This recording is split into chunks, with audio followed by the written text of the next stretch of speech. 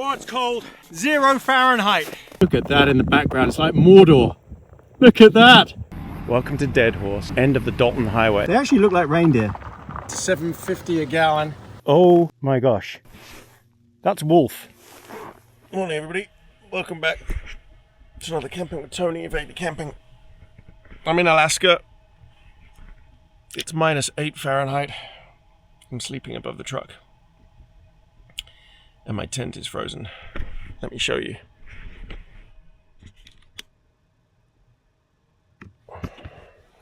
These white things are meant to be black.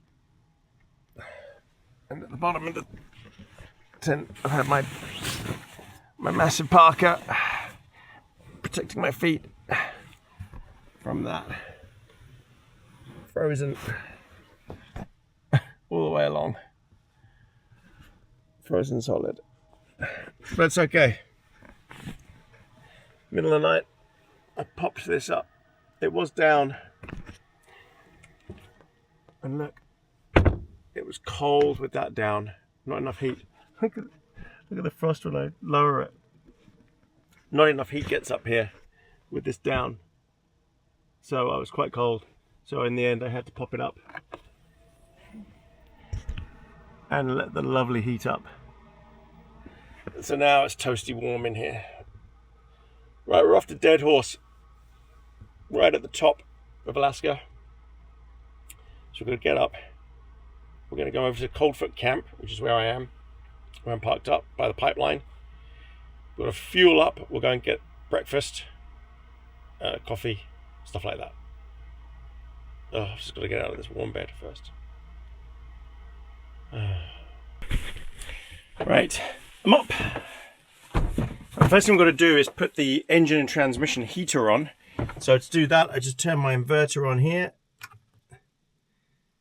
And then that power draw skyrockets, 26 amps. So engine heater, block heater for about half an hour or so. While I just clear things up. Maybe I'll have a cup of coffee while that's on. But I need to go out and pee. But let's go outside and have a look and see what it's like. I think it's not as cold as it was. It's saying here 4 Fahrenheit. But this is off by a few degrees, this gauge, compared to the truck.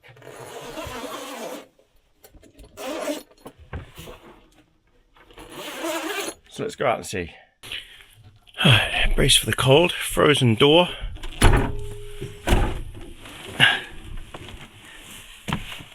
Oh. So that's the pipeline right there. Oh, wow, takes your breath away. Whew, that's cold. That's colder than 4. And there's a breeze. My Starlink cranking away. Somewhere in there the engine is being heated right now. And the transmission. Oh, that's fresh. And I was sleeping up there last night. So I've got to close all that down before I can get going. It's a great spot up there. Nice and toasty. Bit of a mess. I'll get it all tidied up. Right, I think we'll get a coffee on here first while I wait for the engine to heat up. And then we'll go over to the Coldfoot camp, get the fuel and get another coffee. And maybe breakfast.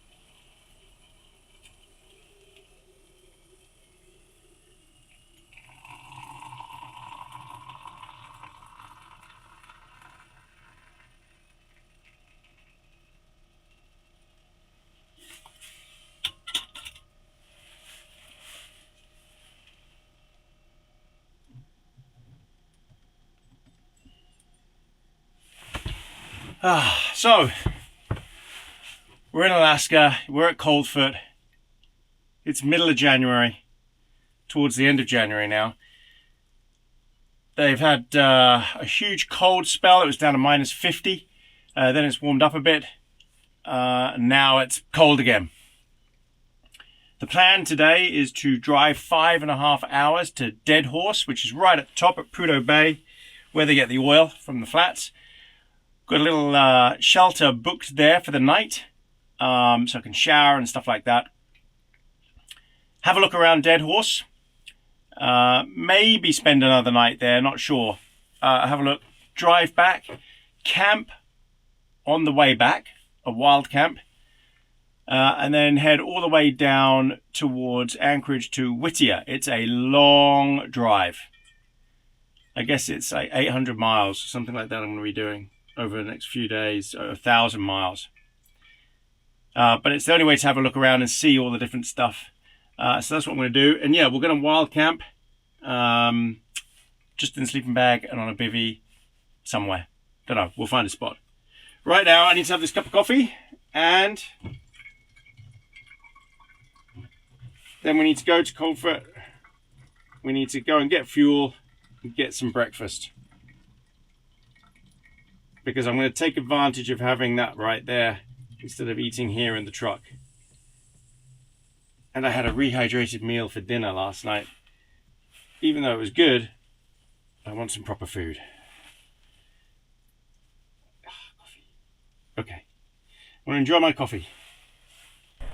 Okay, I have my coffee. Right, I think we're ready to pack up. I need to start the truck. So it's been running for a while now. So we're going to turn the heating system off. Okay, that's done. Let's light up outside with our red ambience.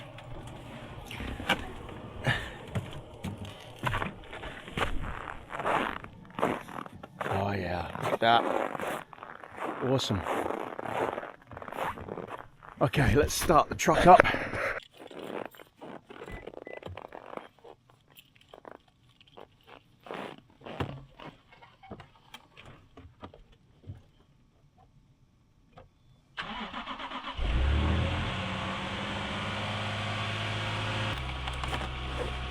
Perfect. Right, the temperature according to the dial inside is 4 Fahrenheit. So it's warmed up a slight bit. It was -8 last night when I went to bed, which is good. So I'm hoping this all defrosts. What I'm gonna have to do is turn the lights on actually, just to defrost the headlights, because I don't know how much that actually works, because they're a bit frozen. See, look, my driving lights up here, look, frozen solid. So I'll have to put main beam on, see if that heats it up and melts it a bit. Because you lose quite a lot to the frost and the ice. Okay, that's better. Cool. I didn't even realize I have an LED light bar down here as well. I had no idea. It's quite a lot of lighting. Not bad. What a great truck, honestly. I love this thing.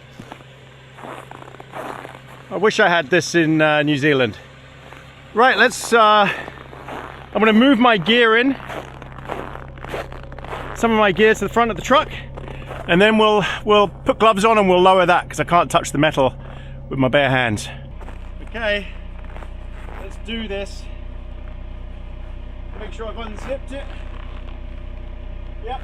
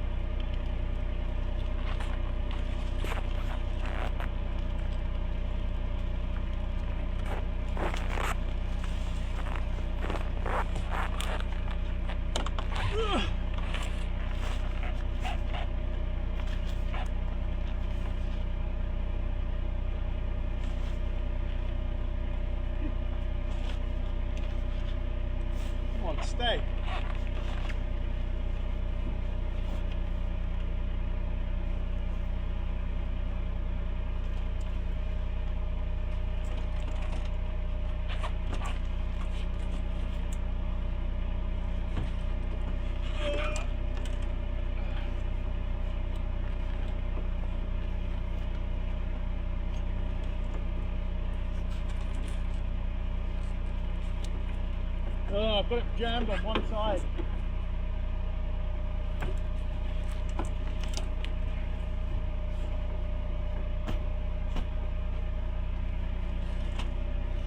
I think that's it, got it, okay. Woo! Much easier with gloves on.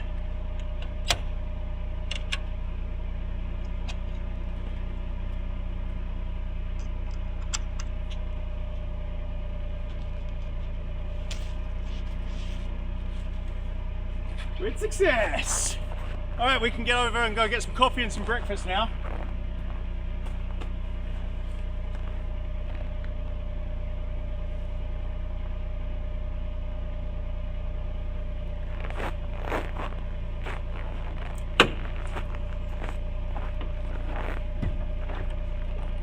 Oh, oh, that's cold. Okay, coffee and breakfast. I wonder if that's defrosted at all. Oh, my hands. Well, I can't tell.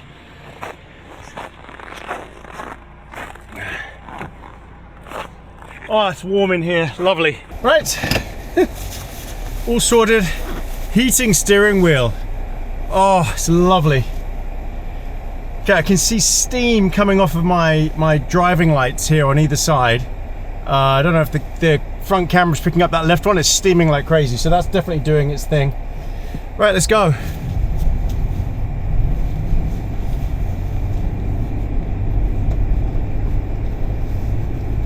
Alright, so we'll get some breakfast. My head's a bit chilly. I don't know where I put my beanie. I have two beanies. Department of Transport working, got their graders working. So we'll get another coffee, get some breakfast, and then we've got the long drive to Prudhoe Bay, which I'm assuming will take just over 5 hours. Oh yeah, and I need to fuel up as well. Okay, let's see how expensive the fuel is at Coldfoot.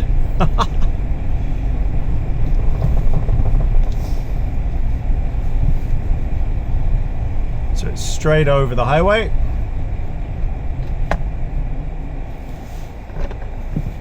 Coming. All right, bring you back at the fuel pump. Well, it was a bit of a traffic jam to get to the pump. But I'm up next.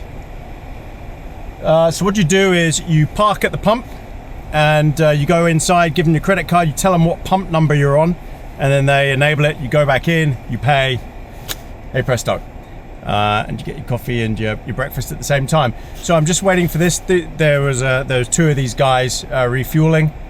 As I said, this is the last fuel stop until Prudhoe Bay. So everybody fills up here. There's a lot of, well actually, what is it, five semis? Yeah, 5 semi trucks all parked up. They're filling up with diesel. And they've had their engines running all night. Yeah, busy spot.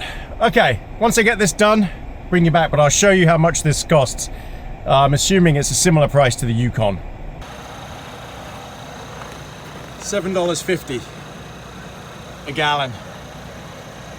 Holy moly. Oh, look at these rigs, they're enormous. Going all the way to Dead Horse as well.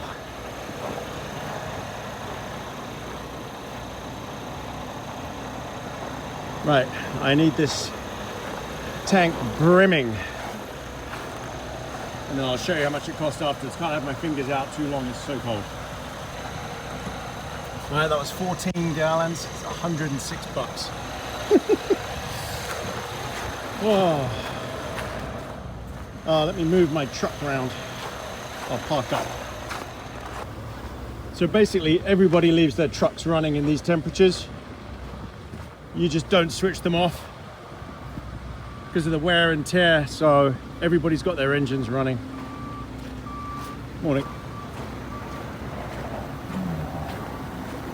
I've learnt that lesson the hard way on my truck failing the van because I kept turning it off and on. So better just to leave it on. Right, let's pay and get some breakfast. Oh, wow, what a menu. There's a lot here. All right, I'll pick something. Oh. Maybe biscuits and gravy. We'll have a look. I went with the French toast. Lashings of maple syrup. And a burger patty as well.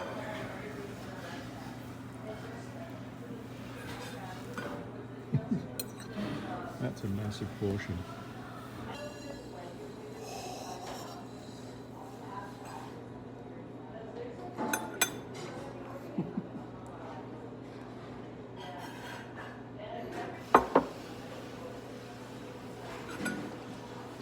Woo! Okay, well, that breakfast was absolutely epic. Great little spot. Recommend Coldfoot Camp. All right, everyone, bring you back on the road. Got 5 hours now to Dead Horse. What fun. I've been going just over an hour.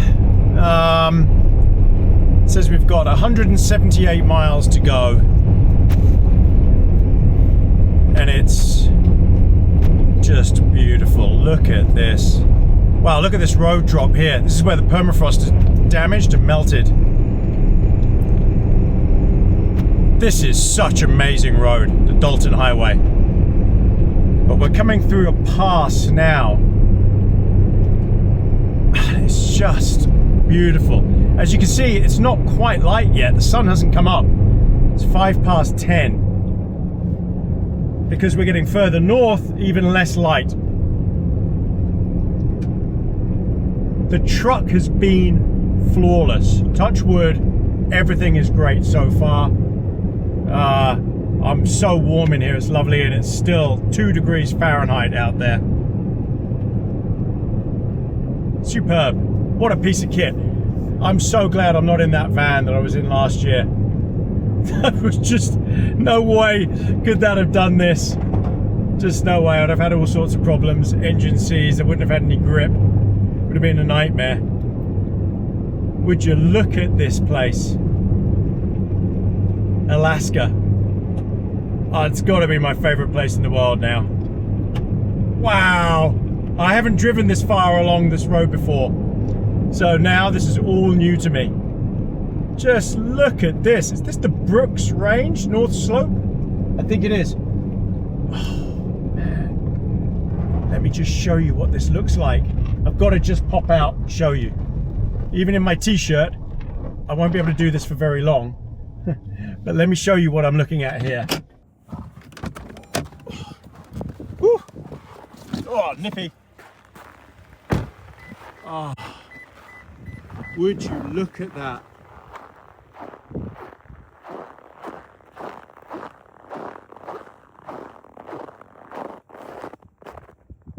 Wow. It's a different sort of beauty. Look at that in the background. It's like Mordor. Look at that. That's the sun coming up. It's still not up at 10 a.m. But look at this. Can you imagine once the sun hits all these peaks?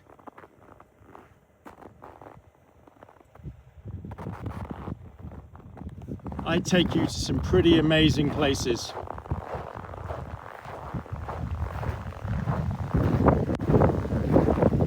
But this is a different level of beauty. All right, let's get going. Look at this climb. Can you see the road up ahead? Do not stop. Avalanche area, next 5 miles. Yeah. You don't say. Look at this thing. Wow. This is what makes this road one of the most dangerous in America. That noise is ice on the roof of the truck. Look at this. You know, it doesn't look like they've actually had that much snow. Yeah, it's all caked and lovely, but it doesn't look very deep. Again, because it's just been so cold and so dry, I think they just haven't had the snowfall, which I'm sure makes it a lot easier for the crews and everyone else. So they probably haven't had any avalanches up here for quite a while. I don't see a whole load of snow, even though it looks deep on the left. I'm sure it gets a hell of a lot deeper than that.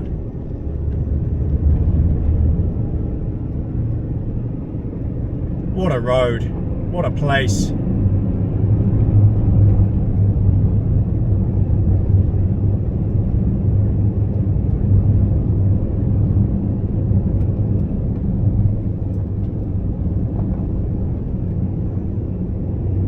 This truck, superb. It's just effortless. So much power. I think it's twin turbo V8. It's just... Oh, here we go. This has been an avalanche here. You can see all the debris pushed on the right. So they have had one. Okay. Yeah, this truck it just climbs and climbs. Can keep accelerating if you want to. It's just got so much power, and this is what you need for a journey like this. Big V8. Just got to make sure you got to have the fuel tank to match. This thing does just over 300 miles range. I guess a pretty average driving.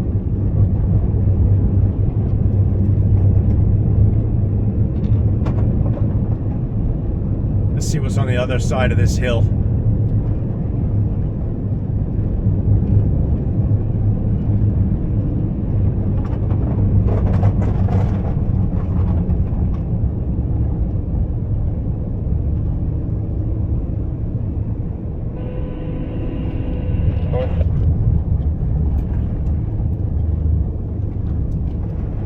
Yeah, northbound.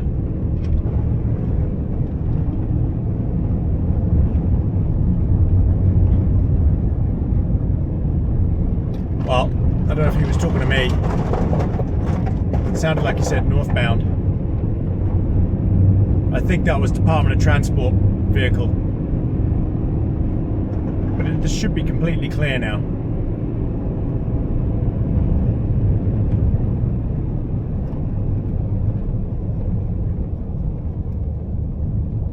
Call channel 19 before proceeding. Oh, I see. That's why. Northbound coming through.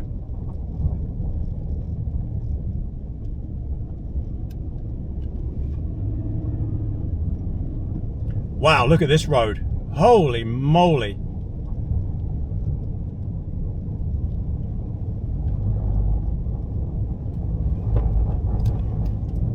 Northbound coming down. I don't see any other vehicles. Wow. You don't want to lose it down here. There's not a lot of traction.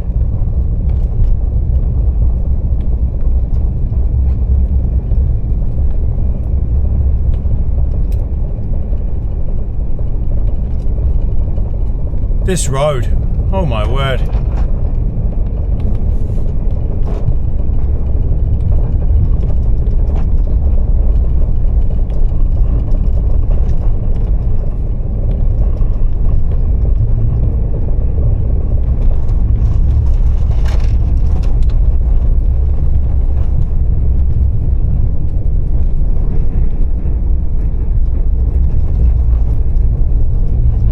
You've got to give yourself plenty of time to brake, because you're going to slide for quite a bit otherwise. So like this corner, you could just change down gear. I'm so glad I'm not in the van.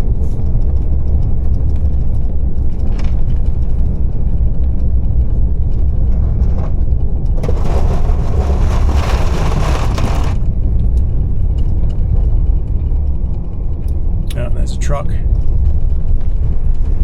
Okay. brake.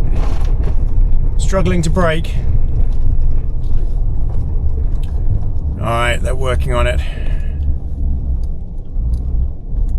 Northbound behind you.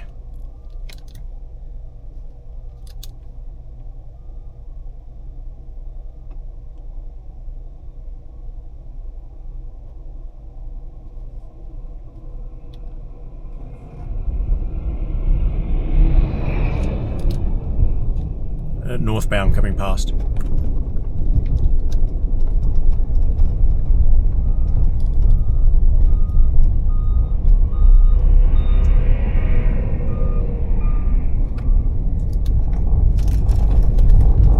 All right. Yeah, that took me a good 100 meters to stop. So you've really got to be careful. So I guess they have had quite a bit of snow in this little valley. There's more trucks there as well. This road is pretty mental. No wonder it takes so long to get to Dead Horse. How many more of these passes are there?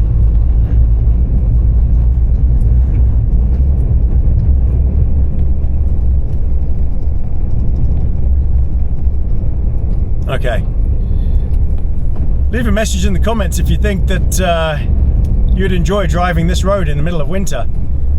Especially with all these rigs coming flying through. So these trucks have to pick up speed to make it up that hill. Oh, what's that running across the road? Is that a dog? It is a dog. Oh, okay, that guy must have a dog with him. That driver of that truck. Yeah, he's got a dog. Okay. Good boy. Stay there. So we've just broken the 3-hour mark. So we've got 2 hours, 50 minutes left, 129 miles. Look at this vastness. Unbelievable. And there's the pipeline going off into the distance. How did they build that thing so quickly? Unreal. This is just the most spectacular road. It really is. Is this classed as Tundra? I guess it is. And this is a Toyota Tundra that I'm driving. So I'm bringing it back home. Sun, I still can't see the sun. And it's now 11 a.m. It's behind those hills there. I don't know how much higher it's going to get. Obviously, the further north you go, the less there is, but it doesn't bode well for when I get to Dead Horse, whether there'll be much sunlight there at all. Now, one thing about Dead Horse is obviously it's right at the top, it's by the ocean. Polar bears? I don't know. It'll be pretty cool to see a polar bear. We'll see if there's an alert on in the town or not. I don't know how often polar bears venture into Dead Horse. I can't imagine it's very often. I'm just mesmerized by this road, the Dalton Highway. It's sweeping. I can't imagine what this is like in a blizzard. It must be brutal because there's nothing to stop the wind here. Nothing. So what do you do? I think the only thing you can do is find a lay-by and park up if you have a blizzard. And don't be stupid, don't push on. And make sure you don't stop at a bit where you're going to get a whole load of drift. It's like there are lay-bys here. You just don't want to go too far into them because you might get snowed in. And we're going to go over the pipeline. Check this out.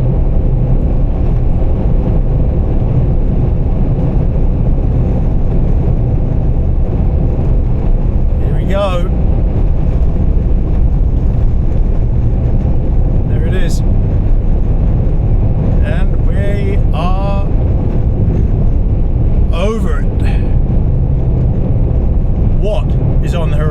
what are we going to see over this hill? I have no idea. But I'm excited.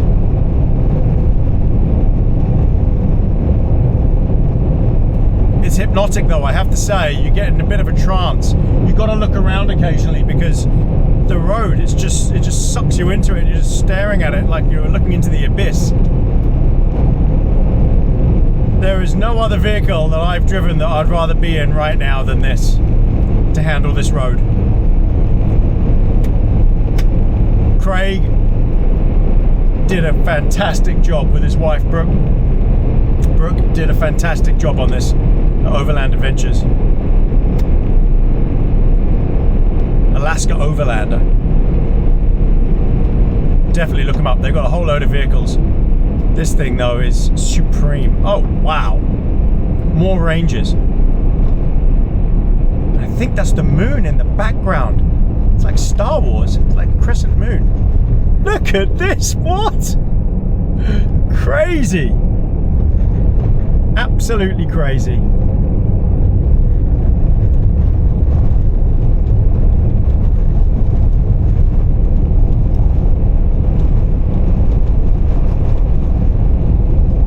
But it's mild, 22 Fahrenheit. Is that -5 Celsius? That's not bad at all. I did see it was going to warm up the next few days and then get super cold again in I think 3 days. So I'm here when it's going to be quite mild, which is nice. It means I can walk around a bit. Beautiful. All right, 124 miles. Just under 3 hours to go. So, the people in front of me, the big rigs, this is who rescued me yesterday. In my previous video at Yukon, I sunk. I just went slightly off the road to give these guys room, and I sunk into this deep ditch of snow. I mean, these guys pulled me out. The big truck just ahead there pulled me out. So they know it's me. I told them it's me behind them.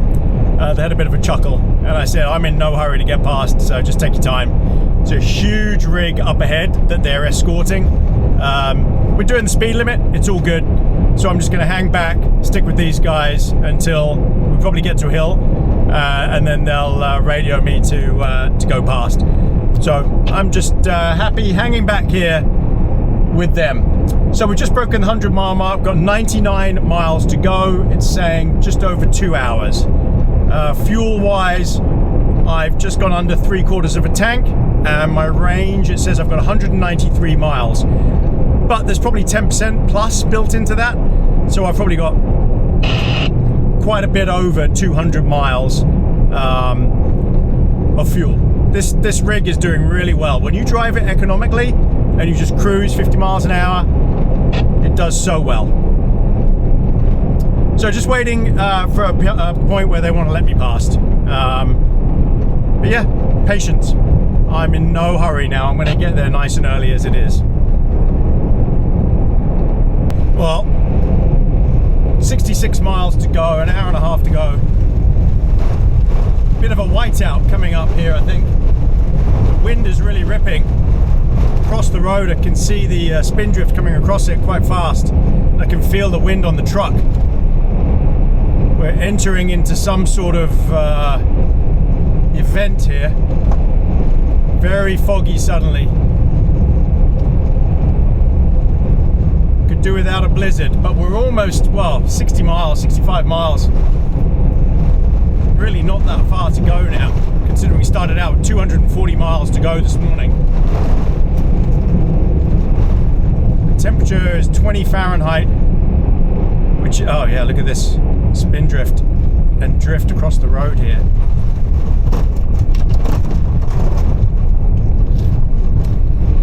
Wow. That's, yeah, unless they have a plow clearing that's going to fill up really quickly with drift. That's the issue with these roads, just like in New Zealand, going up to Mars, where I go up to the top of the mountain. It's the drifts that cause the biggest problems. Even for a little bit of snow, if those drifts build up and they've got somewhere to form up against, you can't get past. And that's what I got stuck in last year in the truck. up on Mars. I got stuck in a massive snowdrift. It took hours for me to wait for it to melt to get out. Thing here is, it's never gonna melt until summer, until spring. All right, 64 miles. Oh, I need a coffee. I don't want to stop on the side of the highway though. Might as well get there. Okay, 10 miles to go and we are in a whiteout. It's just so foggy. Temperature, 16 Fahrenheit. We're gonna get there at just gone 10 past 1 in the afternoon. When we left Coldfoot, it was predicting we were gonna get there 3:30 in the afternoon. 3:40. So we've made cracking time, unbelievable. And I've still got just under half a tank of fuel left. It's saying my range is still 127 miles. So because I've been driving conservatively, the speed limit is 50. 50. This thing just eats up the miles so effortlessly. It's incredible. Anyway, it's been a joy to drive this road in this vehicle. I desperately want this thing. In New Zealand, it would be epic. It's so capable. It can go so far if you're easy on the throttle and don't drive like a lunatic. All right, 9 miles. Okay, we are here. Turn left onto East Lake Colleen Drive. Turn left. Okay, so there's a big lake in front of us, apparently. Prudhoe Bay Hotel, Espresso, ATM, restaurant near Airbus, and right is to the general store. So, you know what? Let's go to the general store first, because we can't check in yet anyway. Sorry about that. Yeah, we can't check in yet anyway, so let's go to the general store, have a look. Head northeast on East Lake Colleen Drive. Now I'm going to have to shut this up. Continue Hang on East Lake Colleen Drive. There we go. 3/4 of a mile. Exit. Thank you. So, gosh, it's so difficult because I can't see anything. So on the right, you've got all these people that work here, or these trucks, and they're all plugged in, heated. All their engines are plugged in. We've got a camp on the left. Again, this is going to be worker accommodation, I'm assuming. The Aurora. And they've all got these charging sockets to keep the engines hot. Coffee shop. I think some of this is open to staff only. Happy Horse. I don't know where I am. It's so foggy. I can't really see much of anything. I bet the camera is picking out more than I can see. I want to find the general store. There is not a lot here to do with tourism. And in winter, you can't even get out onto the ocean. It's restricted. And in summer, you can only go on a tour bus. And you have to show all forms of ID and stuff like that. It's very, very restricted, very regulated, the oil fields.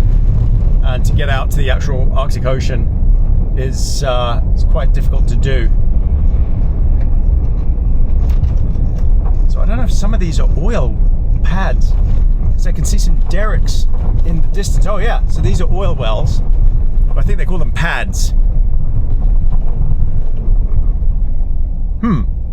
Now I have no idea where to go. There's some buildings on the right.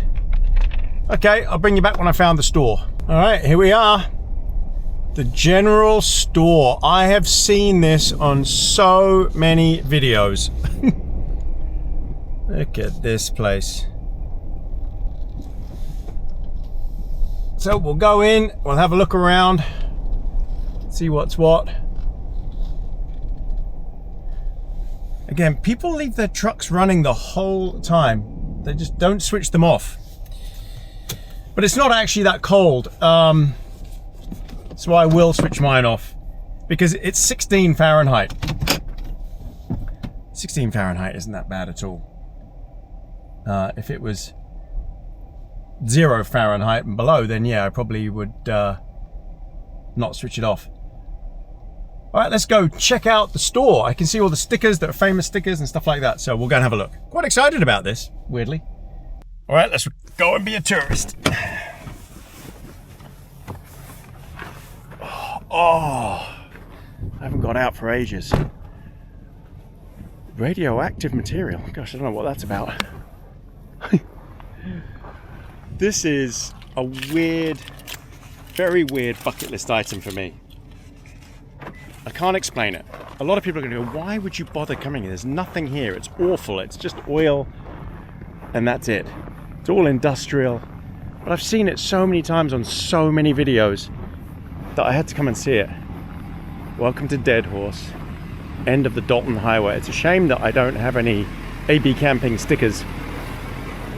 We can see whose stickers are the latest up here and if I recognize any of them. Gosh, there's so many stickers though. Yeah, I'm assuming most of these are put on in summer. Probably wouldn't even stick in winter. Loads. I don't recognize anyone on here. Yeah, and I don't have my own. All right, let's go and check it out. I heard it's probably one of the most expensive stores in America.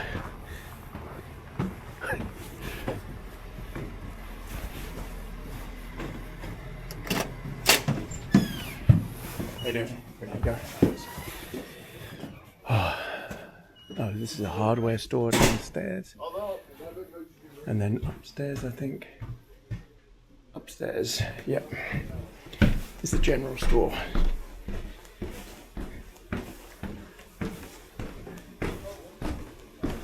That's private property, so I'm probably not going to film much in here, but I'll show you some prices. Hi there, how are you?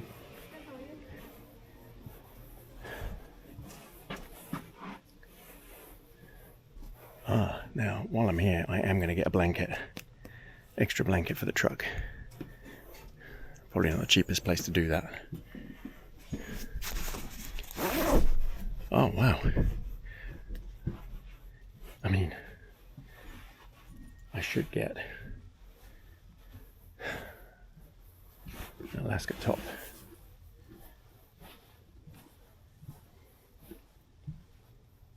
There's a lot of gear here for oil workers. Heated vests. Right, I'm gonna look around. I'll show you some of the prices once I found them. Well, there are no prices on anything. Probably because the price keeps going up everywhere. But you're just sort of at their mercy. Yeah, no prices. Well, I'll show you what I get in the end and then show you how much it cost. I'm gonna have a look around. See if I want to get anything else. Maybe an Alaska t-shirt. Dead Horse.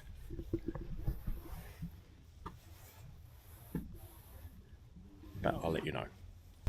Okay, so $103 for a bag of coffee, ground coffee, and a fleece blanket. Oh, nippy. They really didn't have much. They didn't sell hot chocolate. I needed more hot chocolate. And they didn't have milk. They don't have milk, cream, because, as she said, they get it free at the camps. So nobody buys it. And I guess no one here is drinking hot chocolate. I think I have 3 left, which should get me through, because I'm only here one night. What a desolate place.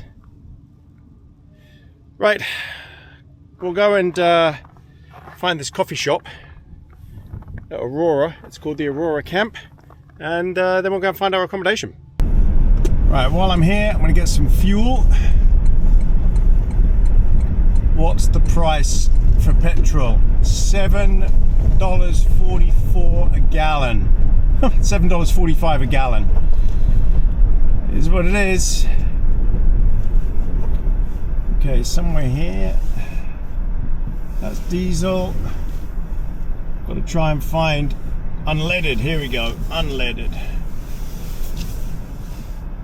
Actually, it says $6.60 there per gallon. Not bad. Okay. Oh.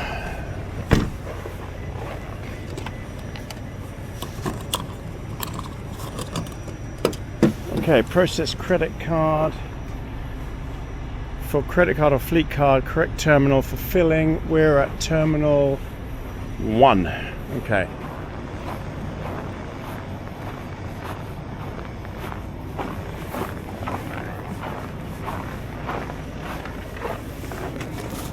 This is interesting. So, pay here, all major credit cards. Alright, so roadside, pump 1, unleaded. Alright, so where do we do it? Insert card somewhere. Here we go. Remove card. Incorrect reading. Let's try that again. I think I did that too slowly. That's better. Okay, pump number 1. Enter. Valid entry retry. Oh, 0 to skip. Okay, pump number 1. Enter. Processing.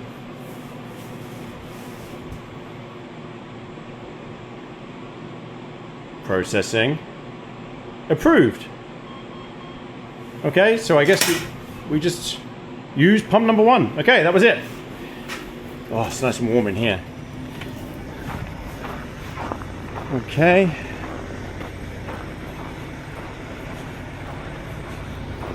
Pump number 1. Unleaded.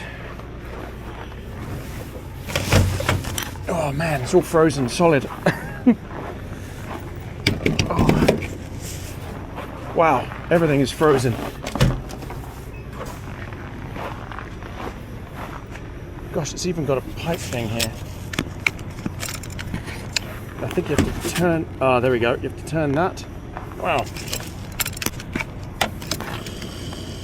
Oh no, it doesn't have a stopper on it, so I'm going to have to hold it with my hand because the stopper doesn't work. Oh. Oh well, bring you back. I should have worn gloves. $117, 17.7 gallons.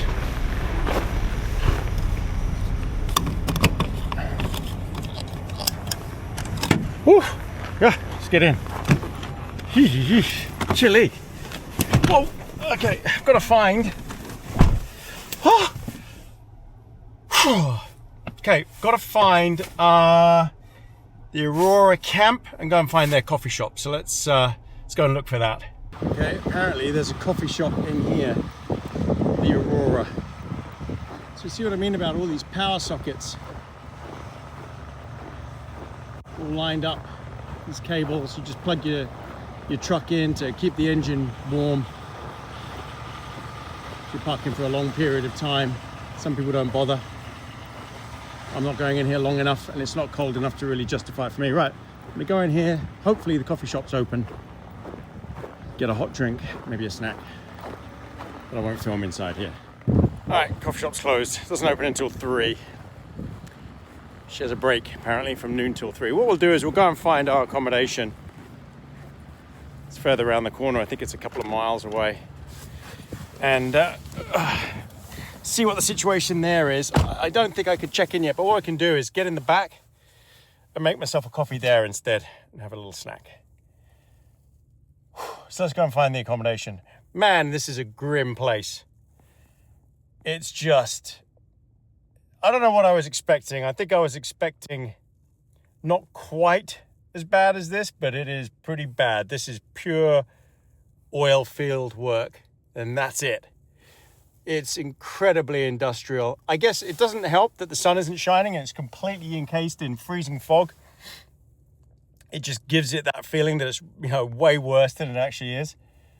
But I couldn't imagine being posted here and having to work here. This is hard work. These guys have to work hard. And it's just this brutal cold, constantly windy. Yeah, not nice. But it was on my list of things I wanted to do because I'm built different. Right, let's go and check this place out, see where it is. Here it is. Arctic Fox Environmental Inc. All right, let me go in and speak to them, see where I park and stuff like that. But I think it's a lab. Okay, I'll go and check in. Okay, so this is home.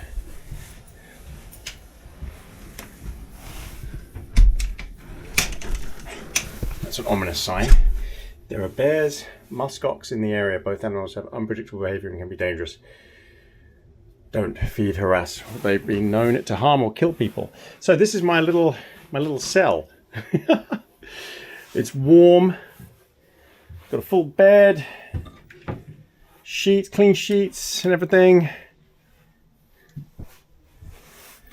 Got my own bathroom, clean, shower, toilet, everything that's needed. So this is actually a shipping container, and there are a whole bunch of them combined together here. So this is my room, and then out here is communal. So it's the kitchen. Just putting a coffee on, making a mocha. Yeah, so they have 2 rooms, 1, 2, and that's it. Very simple. Now apparently in summer this place is fully booked, but if you go on Airbnb, that's where I found it. In winter, not so much. I don't think anyone really comes here in winter. I'm just built different. Right, so I'm going to do some work on the computer, have my cup of coffee out here, and we might go for a walk. I don't know. There's dinner in town at that Aurora hotel from 5 p.m. So I think we'll go and do that. Grab dinner there. It'll be dark soon, I think. It's already starting to get dark out there. So yeah, bring you back later for dinner. Whew, it's cold. Right, it's just gone 5 o'clock. Pitch black here in Dead Horse. Let's go for dinner. We're going to go to the Aurora Hotel where we went earlier. Apparently they serve pretty reasonable dinner there. So let's go give it a go and come back here later. I've just done editing, not much else to do really here. Dead Horse is pretty dead. All right, Aurora Hotel, dinner time. Okay, so it's $28 for a buffet, as much as you want to eat. I've got some pasta and some chicken. Have a look at this. Some fried chicken, some pasta, zesty. This is the restaurant. So I'm probably the only tourist in here. It's all going to be oil workers and everyone associated with the oil industry. So I'm going to tuck in and then we'll see what dessert is like. Oh, it's late. I'm back in the room and I'm ready for bed. It's warm in here. Cozy though. And it's much nicer than being in the back of the camper van. Back of the truck. It's just a room. My view on Dead Horse, well, there's nothing to do here. It's not for tourists, let's be honest. It's a working place. Think of it like, if you've seen Landman, think of it as Landman, but in the Arctic. And that's exactly what it is. It's just oil fields, oil workers, serious stuff to do. Maybe in summer, tourists would come here and then go out to the Arctic Ocean. You might see polar bears, stuff like that. But this time of year, absolutely nothing. But I wanted to do it because this is as far north as I've ever been on the planet. I'm further north than 99.998% of the human population. I think there's only 200,000 people, maybe less, that are actually north of here. In fact, maybe way less than that. So, it was one of those items. I had to do it. I wanted to see it in the flesh. I wanted to come here. It was a drive that I wanted to do, but the drive is beautiful. I love the drive. And that's the reason I wanted to come out here, was to drive through those passes, to see the tundra, things that I've just never done before. So it's a bucket list item. It was just a thing that I needed to get done. Because, yeah, I'm different. Right, so tomorrow the plan is leave pretty early. There's no point hanging around here. Head out of here, back towards Coldfoot. I'll see how far I can get, where's suitable to camp. I've got an app. I'll talk about it tomorrow, just in case you're coming out to do the same sort of thing. But I've got an app, and I'll try and find somewhere where I can pull off and park way off the road, like I did last time at the glacier. But I want to go and camp somewhere without a tent, maybe just a tarp. And I've got a chair now, so I'm prepared because I've only got a chair from REI. All right, everyone. Unless something major happens in the middle of the night, which I honestly don't think anything's going to happen here, I'll see you all in the morning. Night, everybody. Good morning. Well, it's 8:20 a.m. Got my coffee. That was an interesting stay at the Arctic Fox Airbnb. It was warm, dry, and comfortable, I have to say. And now we're heading back. So I came all this way just to see Dead Horse and to say I've done it, which I have. But I've done it now. Goodbye to Dead Horse. So we're heading back now. For half a mile. Shut that up. Towards Coldfoot, towards Fairbanks. And then what we're going to do is, I haven't had breakfast yet, but it's pitch black, you see. So what I'm going to do is stop off once I see sunrise. By the way, all the fog is gone, so now I can see it's just a frozen, barren wasteland. There's a lake here on the left, and then it's just tundra further out. But it's just oil, oil, oil, oil. That's all this is about. As you can see, it's just all equipment. Some of it's shut down for the winter, but there's nothing else here. So if you're coming up to Dead Horse, really the only reason to come up here is to, if you've got a ticket off your list of being the most northern you can go apart from Barrow, which you have to fly into, but this is the most northern you could drive to in North America. And also, if you're coming in summer, then to go out and see the Arctic Ocean. This is the, again, the only way to drive up to basically the Arctic Ocean. So we're going to head back. What we're going to do is wait for sunrise and then pull over somewhere and have another coffee and breakfast watching the sunrise. So we've got to go through that whole pass again. It's a long way.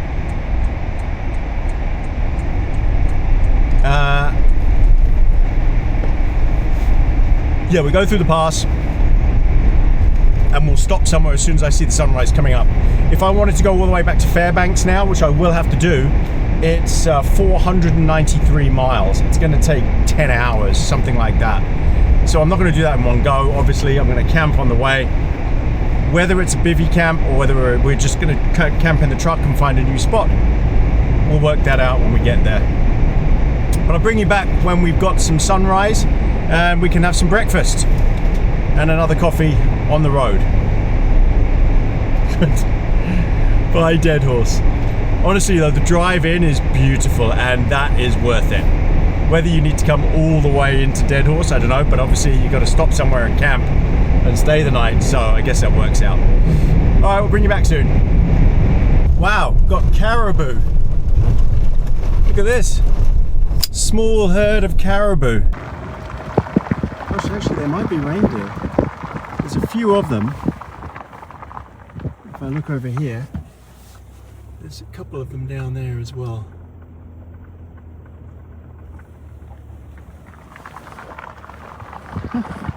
Hey!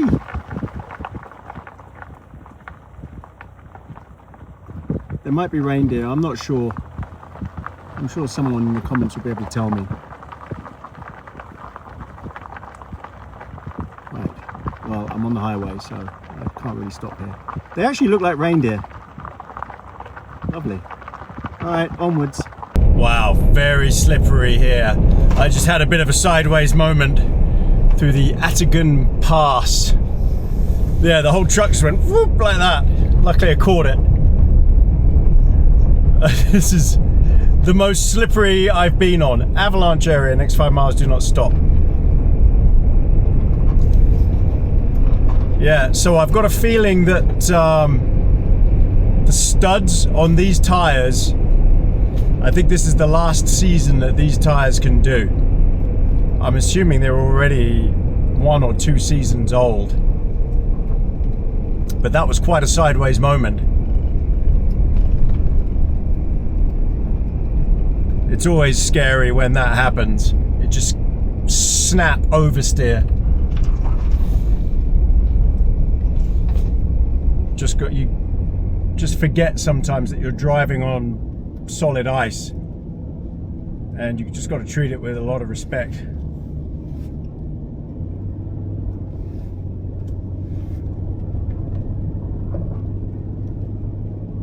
What a pass. What did I say it was called? Atagan Pass. Absolutely beautiful. Look at this. You know, I still haven't seen the sun. I'm hoping when we get over the top here that we'll finally see the sun.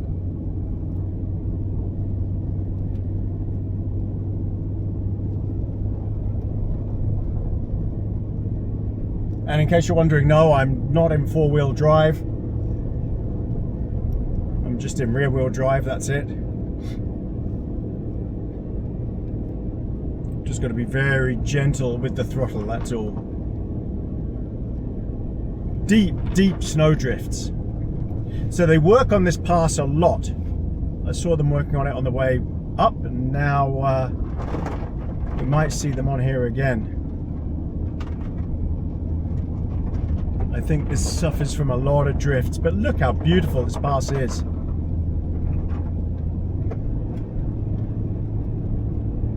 Just stunning. So we've got 72 miles to Coldfoot, but I do want to stop and look at the sunrise and have a coffee and something to eat. I've still got ice falling off the top of the truck. The temperature is 30 Fahrenheit, so it's really warmed up. I came through a bit where it was 10 Fahrenheit, but now 30 Fahrenheit. So the sooner I can find a spot to park up and look at this sunrise, the better, because it's quite mild.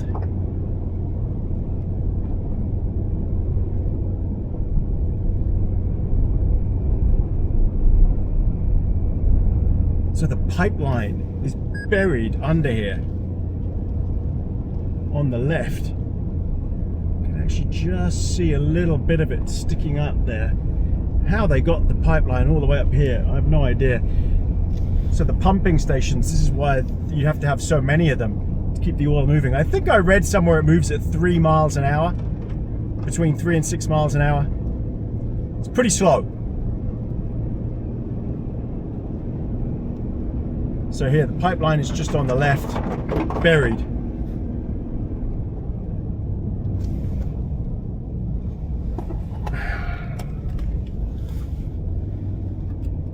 Southbound coming through the pass.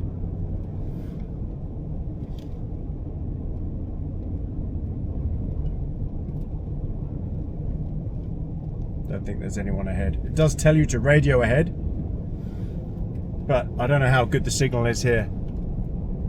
Coming southbound through the pass. Oh, there they are. So they'll have heard that, I hope. It's a snowplow.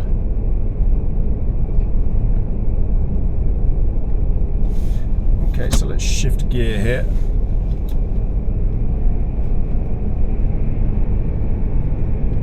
Just so I don't have to rely on the brakes so much.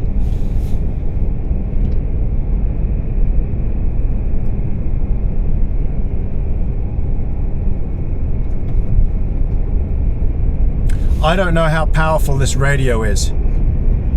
I don't think it's very powerful, and I haven't got an external aerial. It's just that little aerial in here. So once I get up near behind this guy, I'll let him know I'm behind him. He won't have to talk, but at least he'll know I'm here.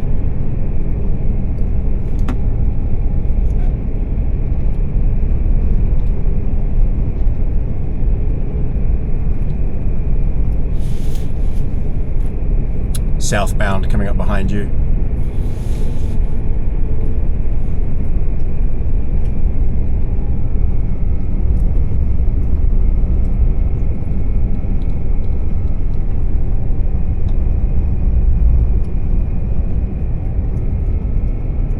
Look at this view. Holy moly. Just beautiful.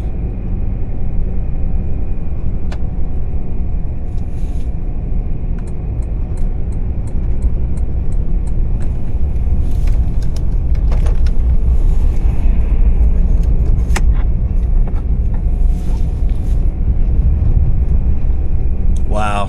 And there's the pipeline again on the left, right down there by the road. Pops out from under the ground.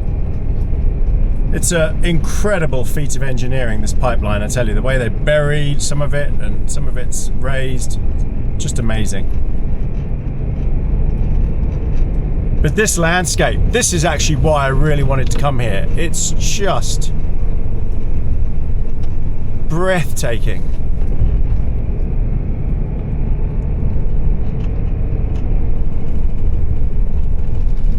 I think we've got a warped brake disc. It's vibration when I brake. Yep. That's definitely a warped brake disc. That happens. The discs need skimming.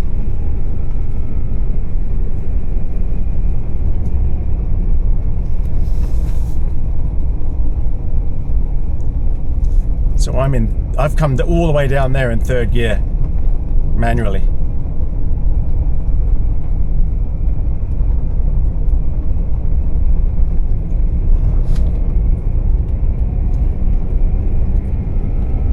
Just beautiful. I do recommend this drive, but obviously only if you're in a good camper, a good vehicle you can camp out in, because there's nowhere to stay in between Coldfoot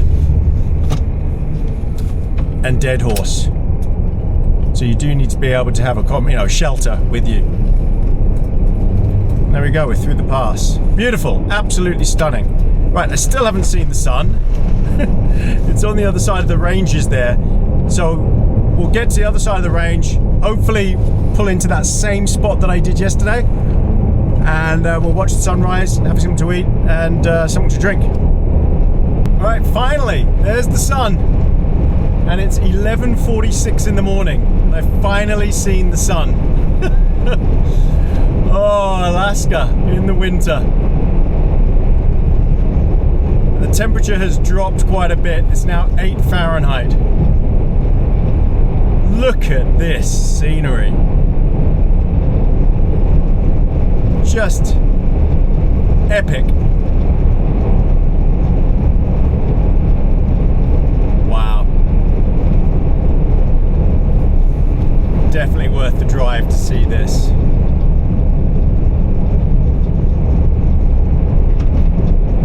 So we'll find a spot to park up.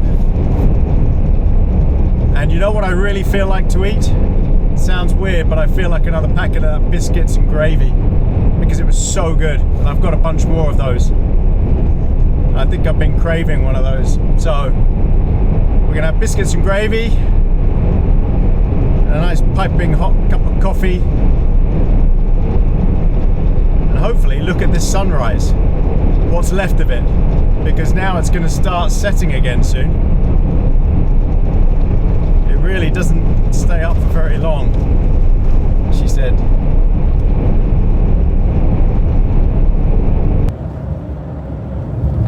It's just gone to 2 Fahrenheit now.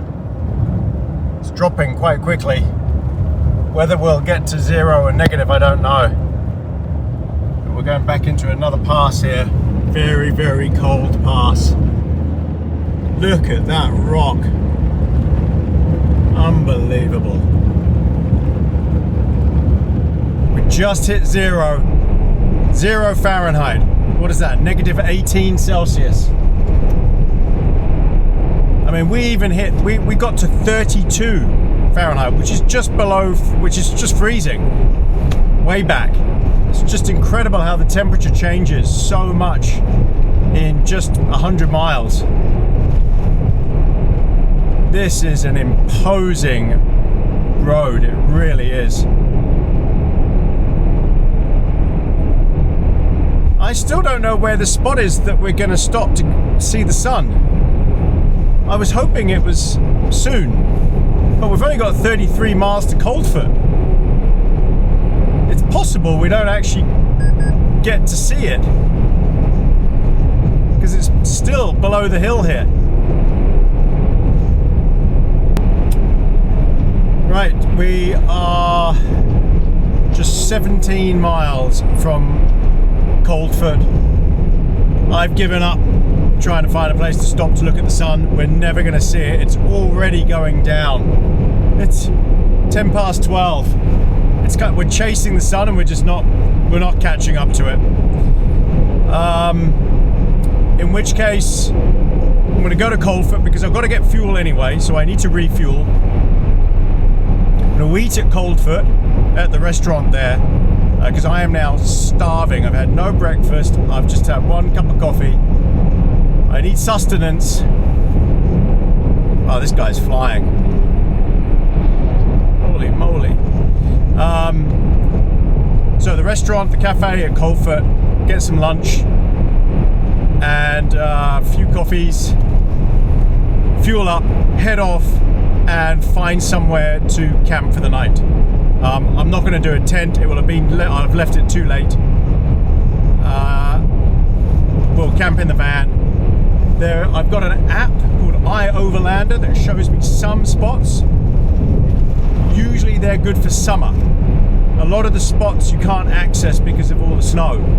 So I've just got to hunt and find somewhere, and yeah, then we'll set up camp for the night. But right now, I'm going to go to Coldfoot, get everything I need, refuel, eat everything that works. -1 Fahrenheit. Coldfoot is definitely cold. Oh, and there's the sun finally. But yeah, we're not going to be able to camp and watch it.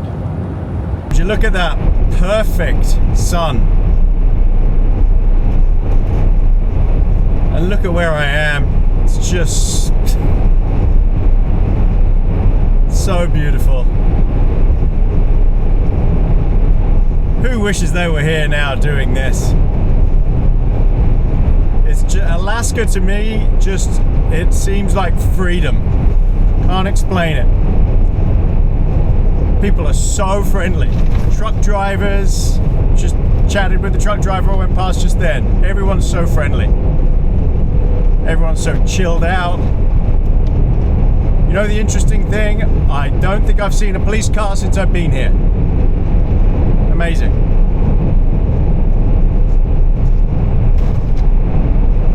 I know that the cities, Fairbanks and Anchorage, have their fair share of problems though.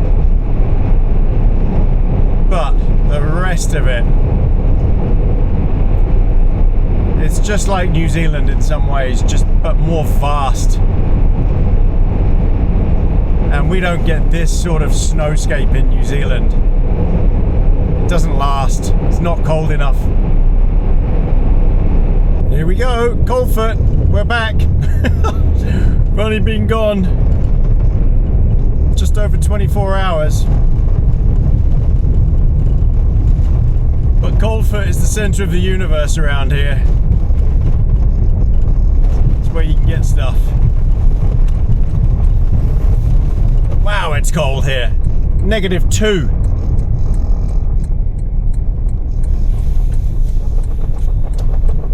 All right, lunch, coffee, and fuel. Wonder how busy it is. Let's see, what day is it today? It's Friday. Can't imagine there'd be that many people here on a Friday lunchtime. We'll soon find out. And I'm wrong. 1, 2, 3, 4, 5, 6, 7, 8 trucks.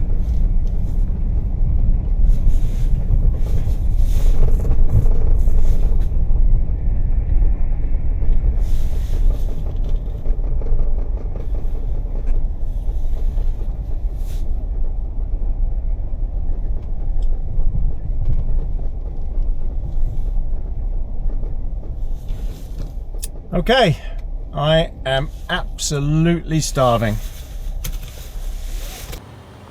All right, filled up, $7.50 a gallon, $158 for 21 gallons. Nightmare. Okay, let's go and pay. Oh, it's lovely and warm in here. Ooh. Right, so off we go. So I'm looking for this spot that I've just keyed in. It's about 21 miles away. Who knows? We'll see if it's available. It's meant to be off the side of the road. The thing is, if they haven't cleared that path, then I won't be able to camp there. But we will find somewhere. That's the beauty of being in the truck, is you can literally pull off into anything and camp the night. I just don't want to be on the actual road. Done that before. It can get quite loud. 21 miles. The woman there was saying that in the Coldfoot camp, was saying that this was the first sun just now. So what is it? 1:20 p.m. So 1 o'clock was the first sun that they've seen since November. It's been that low. So no wonder I couldn't really find a spot to watch the sunrise. That was as high as it basically got. All right, here we go. This is the spot. Wow, a lot of animal tracks.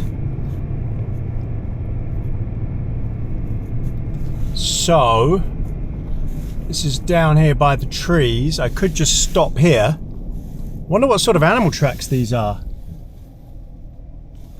I think they're reindeer. Yeah, they look like reindeer. Do I go up that hill or not? Have I got enough traction? If not, I can just reverse back down. This isn't very deep. I'm in low range. Let's see how good this four-wheel drive system is. Let's see if it's got traction up here.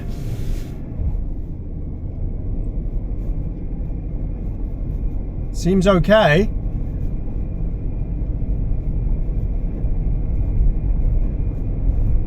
Someone has written in here that this is a good spot to camp. This has obviously been cleared of snow at some point. The snowplow has been up here. There's only a couple of inches of snow. It's just steep, that's all. But with these tires and this traction control and low range and lock diff, I'm flying up here no problem.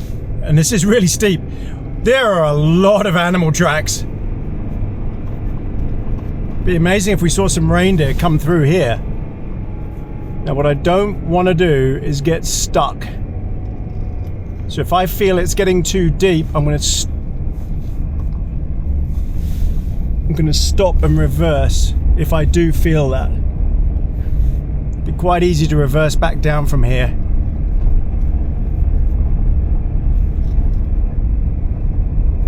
A lot of traction. Wow, we made it. Oh, this is a good little spot. I'm sheltered. This'll work. Okay, I need to just get out and turn and have a look out here, see how deep this is, to see if it's safe to turn around. Alright, let's have a look. See, it's not deep at all. It's an inch. Wow, what a spot. Look at that view with the highway. So I'm just checking that it's okay to come and pull into here.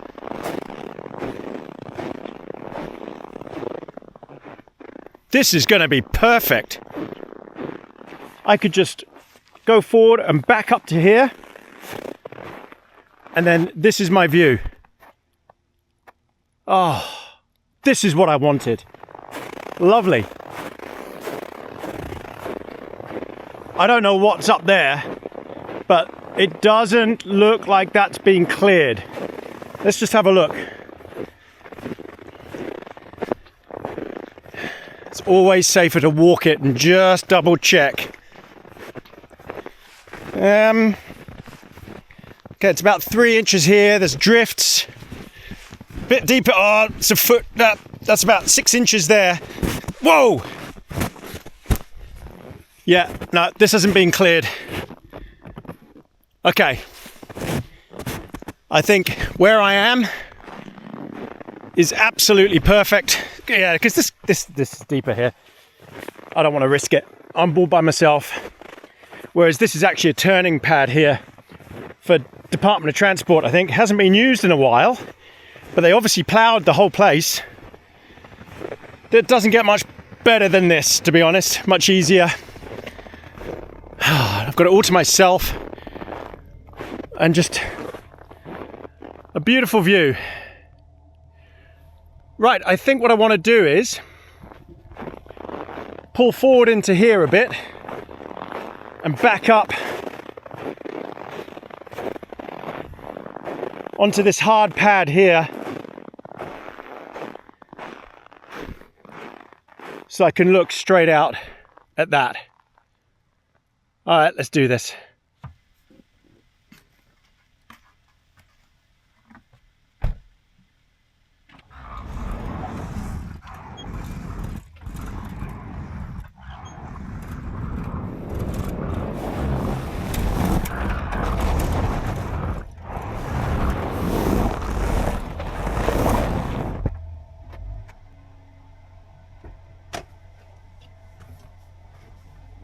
How's that? Oh yeah, perfect. Oh, this is going to be fantastic. I'll be able to see straight down the valley. Lovely. Right, let's get set up. Oh, it's cold. 0 Fahrenheit. Whew. I'm going to have to crank the heating in here.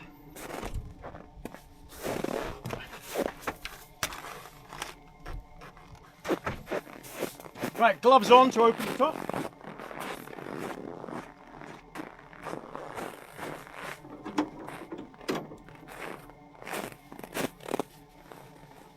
Oh man, it's cold. I should put my big jacket on.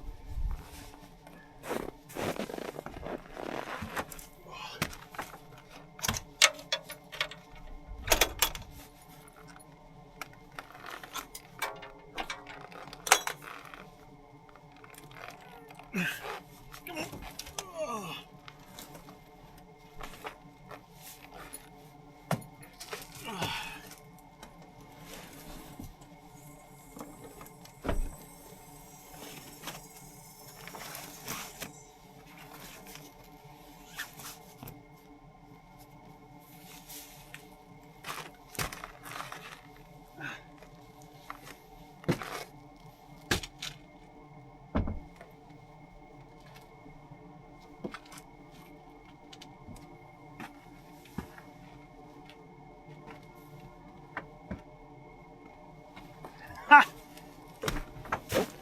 We're all set. Perfect. This is home. I'm surrounded by these giant quarry rocks, and this is my view. Wow.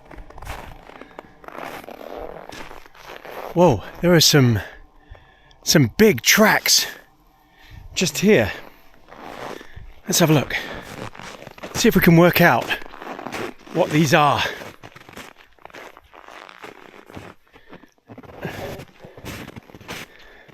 Whoa, deep, very deep. I could go for a bit of a snowshoe later, have a look around. Let's see, maybe someone can tell me what tracks these are.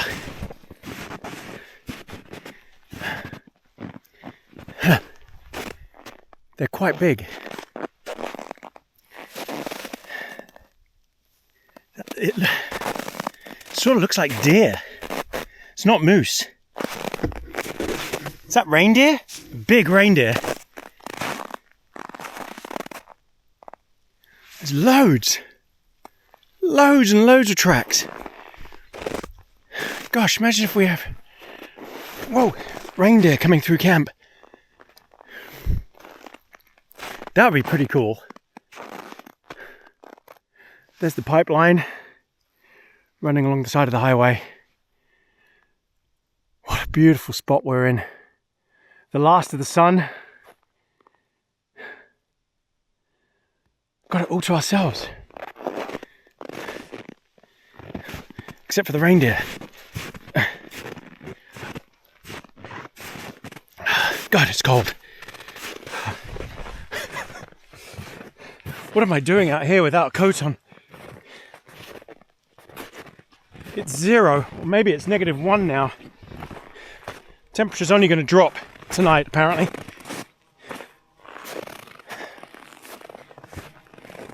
Whew. Okay, I need to get settled. And then we'll get a hot drink on.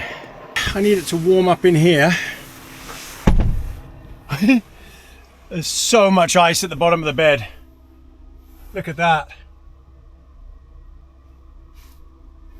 I'm going to leave this all open to let the heat go up. Got the heat cranked. Let's go for a little walk while we've still got some light.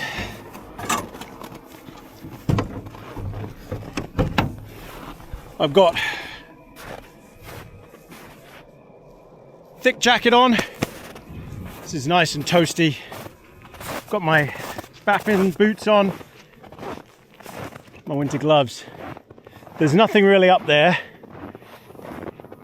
I want to go back down, look at the trees, see what these prints look like. I've moved the truck back just a little bit more just to lift the back up slightly.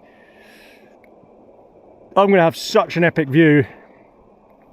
It's a shame it's going to be dark in the morning. I guess I could stay. Look at that. Wow. I guess I could stay here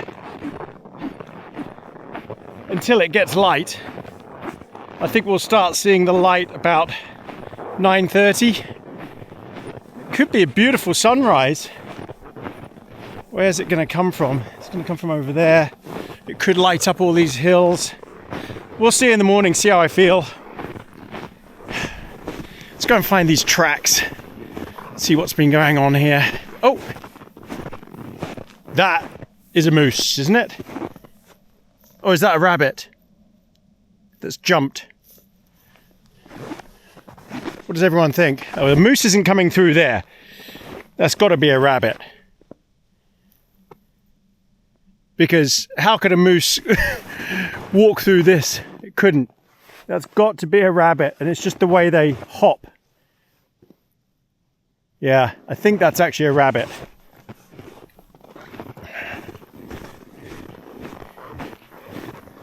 So many prints everywhere.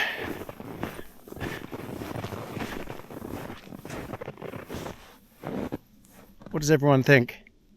What do the experts think? I think that's a rabbit.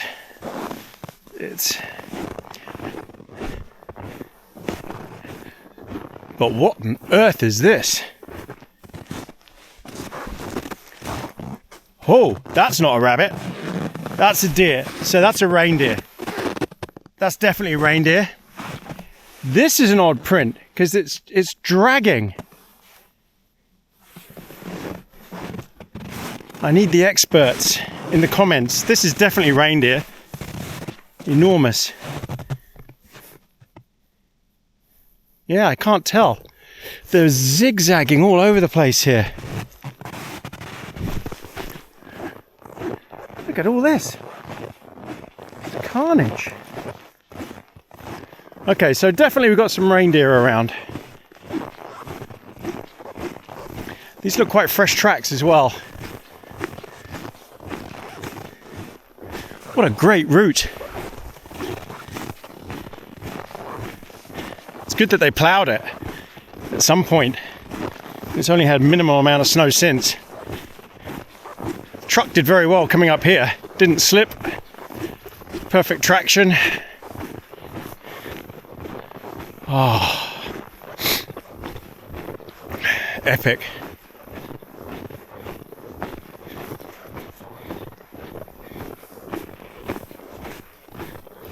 Wow, imagine if I see a load of reindeer. That'd be pretty cool.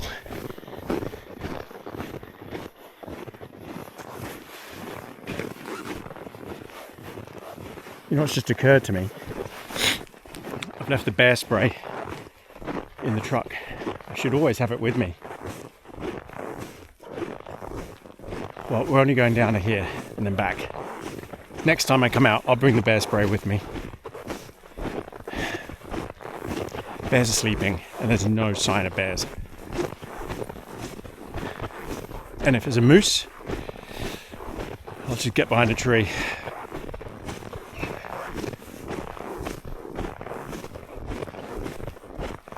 But I haven't seen any moose prints around. Rabbits and reindeer, and I don't think reindeer are a problem. So they've come here. I wonder why they drag their feet like this.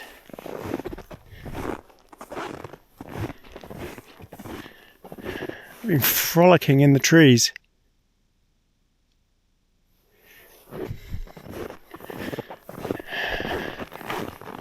Shame I don't have an animal cam. Huh. It's a big plane.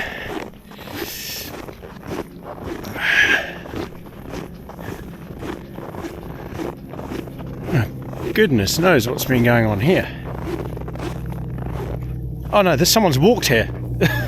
This is somebody's footprints. Someone's come up here and had a look. But they haven't driven up. Yeah. Okay.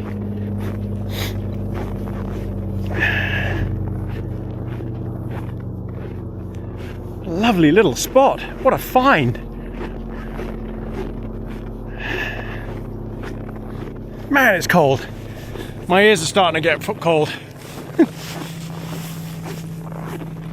Oh, that's better. Gosh, it is cold. Kenny. So it's 0, it's -1 Fahrenheit. It could be colder. I don't think the gauge is registering properly. I mean, it really takes your breath away. I'd say it's -20 Celsius. That's definitely how it feels. You leave anything out, my ears are just starting to sting then. I don't want to get frostbite. My fingers are getting a bit cold. Just got to keep moving, wiggling around.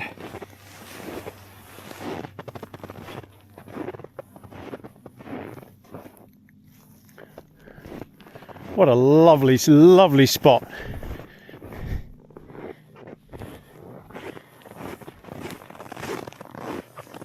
Oh my gosh. That's wolf. I know wolf. That's wolf. Holy moly. Okay. Looks like the wolves are following the reindeer. Yep. Man, they're big. The wolves are maybe a couple of wolves.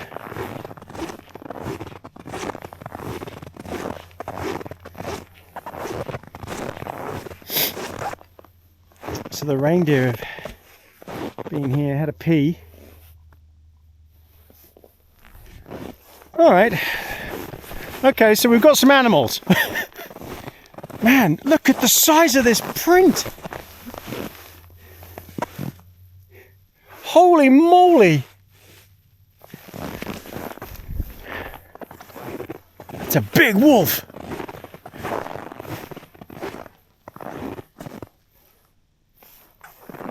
There's so much activity here. So we learned this at the Borealis camp. They dig to get the moss, the reindeer, but they've been immediately followed by wolves. They're on their scent. Well, if there are wolves around, that would have scared the reindeer off for sure now. But I can't get over how big these wolf tracks are.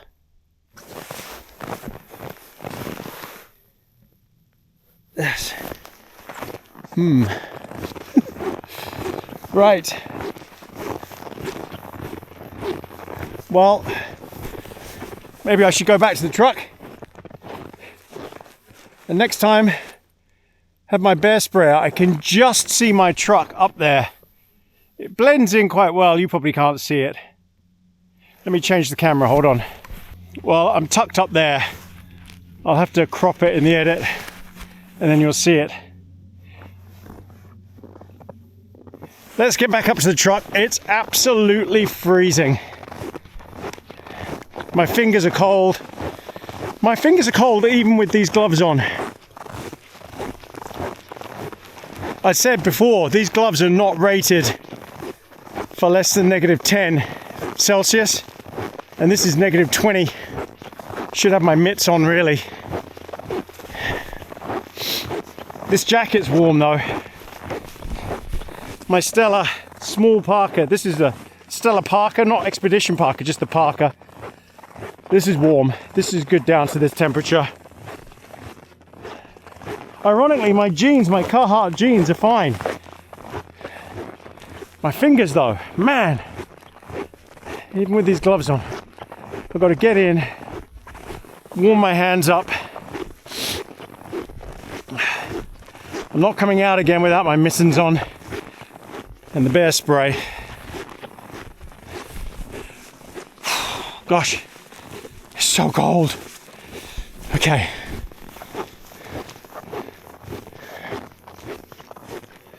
Well, you know what I should do is aim the camera behind me so I can look at the screen in case I see a wolf come bounding up behind me.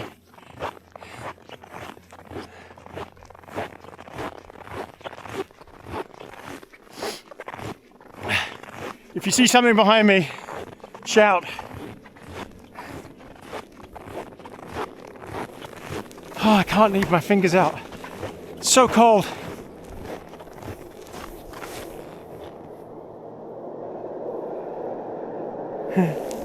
It's a very noisy truck.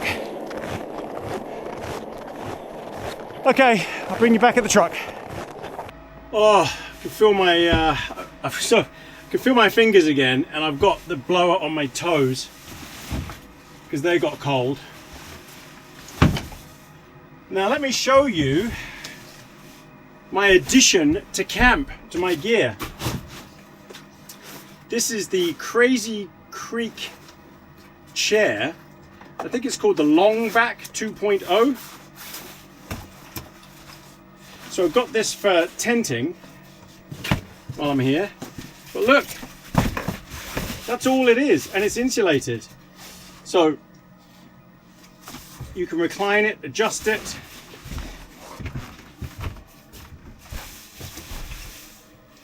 So you get the angle that you want to get. It's like here. A bit more. There. Oh. Oh yeah. Oh, that's good. That's handy. That's going to be good in the tent. You could put this on the pad so you're not directly on the floor. It's a bit softer. You can adjust it. I guess you could sit with it either way as well if you've got long legs. So I've got pretty long legs. I guess you could. Oh, you can do that. That's even better. It's got carbon fiber stays in it. That's actually quite comfortable. You know what I want to do? I want to look out. I'm in the dark here. Name that movie. Scent of a Woman. I could open the top bits up. I've opened the canopy up at the top. I've got that hanging out now.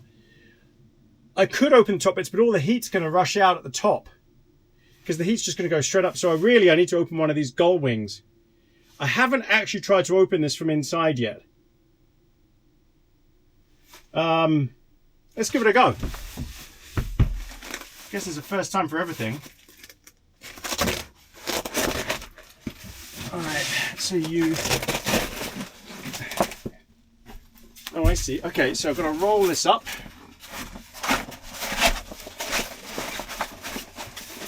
I think you can open these from inside because this is also the escape route in case someone locks you in. Or or the back door gets jammed. You can get out these side doors apparently. All right, so there's a couple of buttons here. Well, heck. It's meant to be anyway. Okay, well, I don't know. I'm sure Craig showed me this working.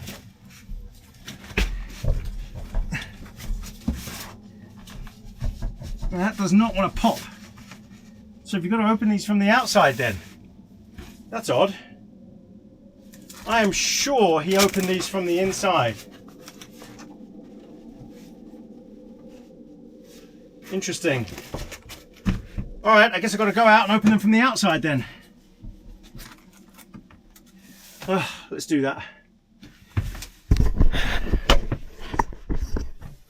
I'm sure he did this.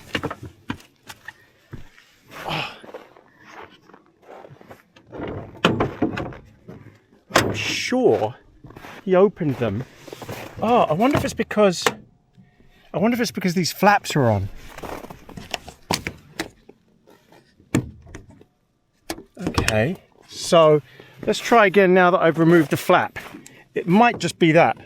Oh, I've really put myself in a stupid position here. I've got loads of snow. This wasn't the smartest move. I need to dig the snow away. Let's try that again. Nope, that does not want to. They look like buttons. It looks like you're meant to be able to open them from the inside by pushing these things here. Unless I'm missing something.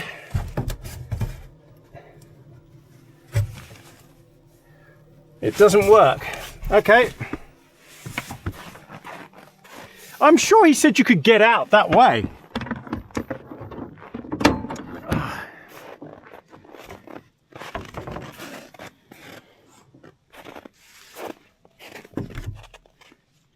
Strange. No, I guess they're not buttons. Huh. All right.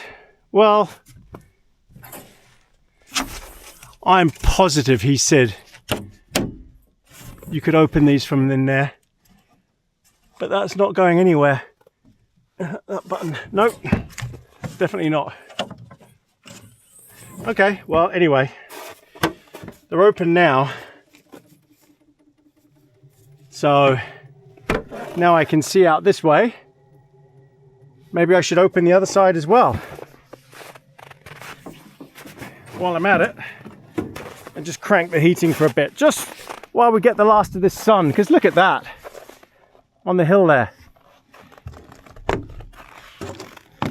Oh, this one was open.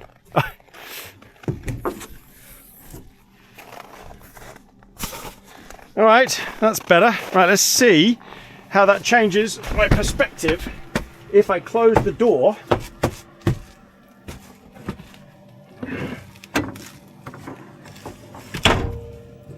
Oh.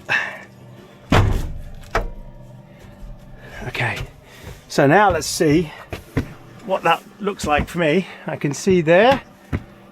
I need to open this side now. It just shows what a great job these blinds do, because you wouldn't think that was open.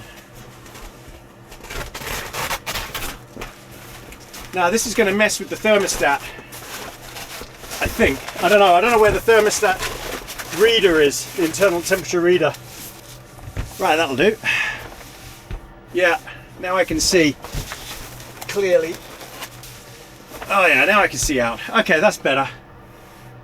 I can see what's going on out there. But, holy moly, that's cold. Because now I've got a breeze coming through.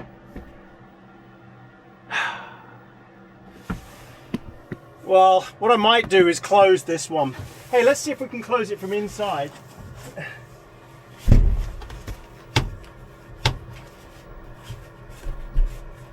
No, you can't even close it from inside. You can't do anything. Well, that's daft. So you can't open it from inside, and you can't close it from inside. These buttons don't do anything at all.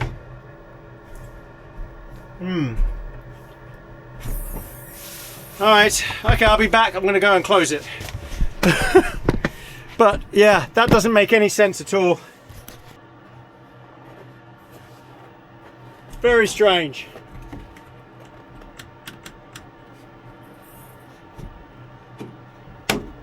Yeah, you can't. Ugh.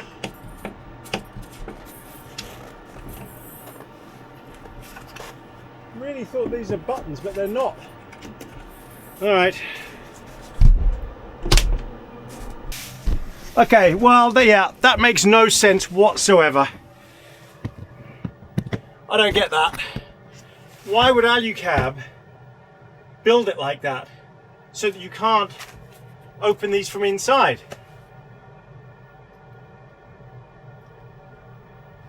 Either I'm missing something or I just don't get it. Some things, some features of this Alucab thing are absolutely superb. Others just make no sense whatsoever.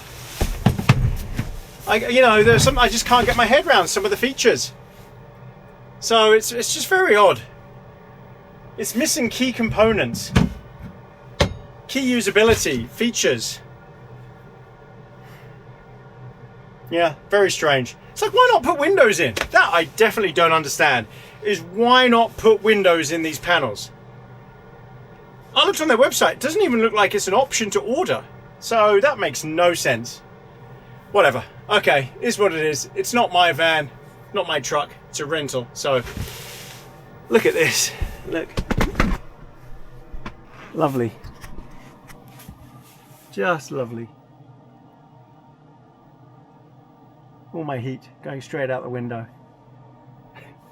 I'm going to turn the heat around so it's not going straight out. At the moment it is. So I need to blow it up this way a bit. There we go. All right. Okay. I need a zesty. I definitely need a zesty.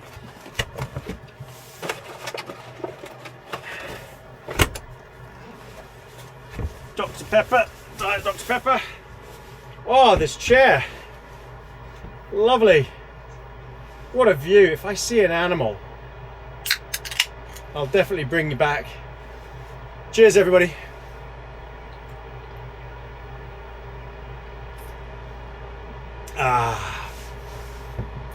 I can't believe I'm sitting here with the door open. And I'll tell you what. Yeah, I can see the temperature in here is now plummeting. It now says 40 Fahrenheit and dropping fast. So the heat is going to have to work overtime if I'm going to keep that door open. It's just too cold. I can't do it. Because it's 0 outside, 0 Fahrenheit. All right, I'm going to close it up. Hey ho. And I'll bring you back later. Okay, I've had an idea. I've put my other DJI Osmo Action camera outside the back, and I've got it live streaming to my phone so I can see outside. I'm actually looking at the sunset and I can see if anything's coming, anything's moving. I don't have to record, and it's plugged into the USB socket here, so it's got constant power and it's just sitting there. So I've got like a security monitor. Now, it would be very cool if Alucab had fitted one already. But yeah, so I can see anything that's coming. I can see any animals, and I can hit record quickly, and I'll capture it. So that's pretty cool. See, running there next to my bear spray. Awesome. That's much better. That's a great feature. I've got to remember that. Use my Osmo to do that. It's a lovely sunset as well. But it's too cold to sit outside. Alright, I'm going to chill. Oh, I think it's time. It's dinner. Gosh, it's late. It's 20 to 9. I've been working, getting videos done, uploading. I don't want to burst the bubble, but it's what's required. So because I've been working so hard, I'm tired. It's cold outside. It is... Oh, it's warmed up a bit. 7 Fahrenheit. We're going to do, because I didn't get it earlier, when I stopped off at Coldfoot to have lunch, I actually had the chicken burger. So I'm going to have the biscuits and gravy because I've been thinking about this peak refuel biscuits and gravy because it was so good. I really want to have it again. So I'm going to have this for dinner. I am starving. And this has got 1,100 calories in it. And from memory, it was so good. How much water does it need? 8 ounces, 1 cup. Okay. So I've got a window open. I've got to avoid too much condensation in here because that's what's been triggering all my ice to form on the walls. It's been a nightmare. And I think at the same time there's enough water to make a hot chocolate. These meals, honestly, they just make life so easy.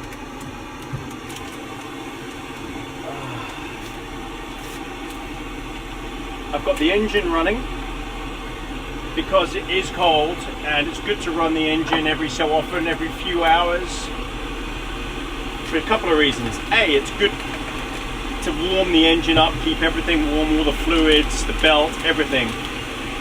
And also it charges my batteries up. My batteries are at 93% now. It doesn't use that much fuel, idling a petrol engine. Plus I've got the heater on, which uses fuel as well.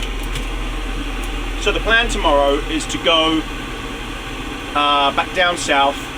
I'm going to go to the fuel station that's just before Fairbanks. It's called Hilltop Restaurant. I might camp there or I might camp somewhere outside of Fairbanks. Fairbanks is not that safe to camp in. There's a lot of car theft there. So I don't really want to camp in Fairbanks. So I'll either camp on this side or the other side of Fairbanks, and then we're going to go to Denali National Park. We're going to camp there. The temperature is going to plummet. This big cold front's coming in. I think it's going to be something like minus 33 Celsius. So minus 22, minus 23 Fahrenheit. So we'll do that, and then we'll go down, right down south to Whittier, where there's a snowstorm coming in for a few days, rolling in, and we'll see how long we spend there. Maybe Whittier and Seward. I love Seward. So I've got my plan. It's all looking good. And in Denali National Park, I might even, because it's going to be minus 30, I might even sleep outside and test this big sleeping bag in the extreme cold and see how it does, like I did last time. But without a bivvy bag or anything this time, and just lie in it on the pad, all good, look up at the Aurora. Should be good. Yeah, look forward to that. I loved parking up there in Denali. Last time I spent 2 nights there, but this time we'll just do 1. As for tonight, I've left it a bit late for a cigar. I'm so tired. But we'll do a cigar in the extreme cold of Denali tomorrow night. That's going to be the coldest I've ever done a cigar time. Yeah. And I've got to make sure that this thing is fully fueled up for that, because I'm going to be cranking the heating in here all night. Because I'm going to have it set up and ready just in case I get a gear fail. If my sleeping bag doesn't, if I get cold, I need to come into the warmth, into bed. So you have to plan for these things. Right. Now this biscuits and gravy, biscuits and sausage gravy, look at this. Look at the size, the proper biscuit. It smells so good. Whoa, whoa, whoa, boiling. Okay, so 1 cup. What is cup? I only know milliliters really. 8 ounces. I'd say that's about right. That might be too much. Spoon.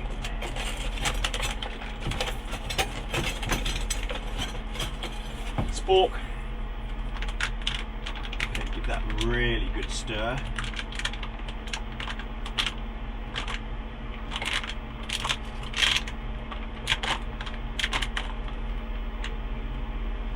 Okay.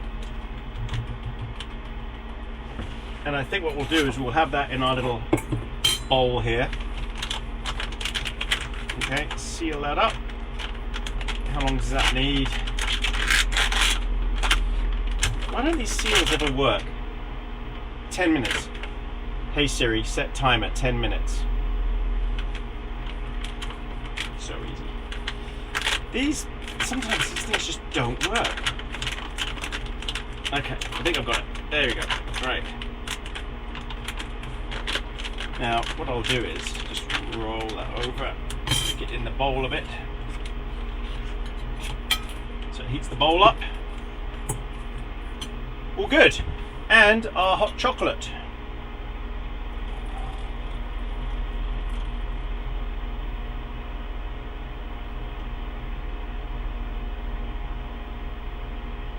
Oh, that was absolutely perfect, spot on. Yeah. So I've brought my camera in now, my DJI, nothing happened out there, no animals. I've been out since because I've started the truck. No footprints, nothing happening at the moment. Go outside and have another look once the 1 hour mark, once the engine shuts off. Cheers everybody. Okay, so I'm just waiting 10 minutes and then we'll tuck into dinner. Timer's gone off. I'm so hungry. Oh, I think I nailed it.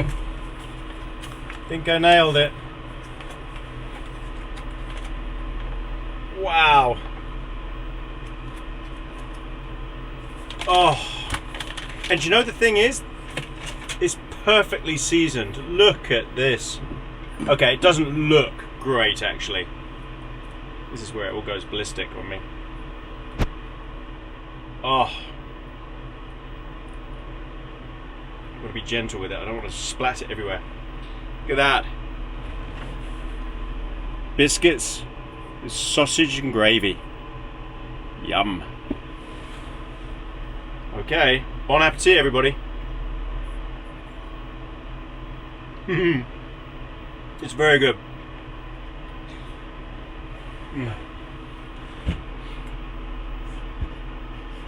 I wish I could get this in New Zealand.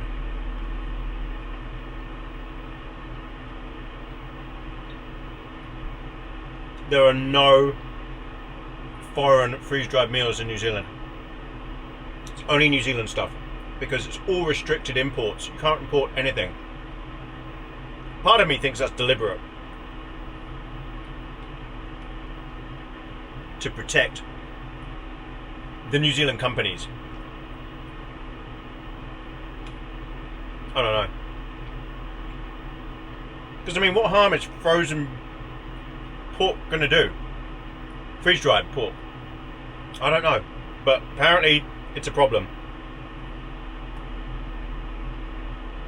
I think New Zealand and Australia are pretty similar with this stuff. They really restrict what you can get hold of, which kind of sucks because the world has moved on, you know, and it's just food.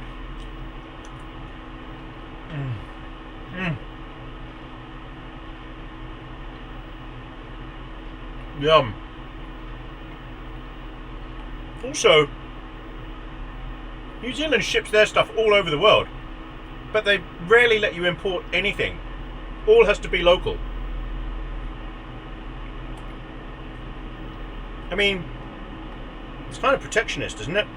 Isn't that a bit of a tariff on the rest of the world? You can't bring anything in. anyway. Doesn't look good for competition. But that is what it is. Look at that. It was a rant.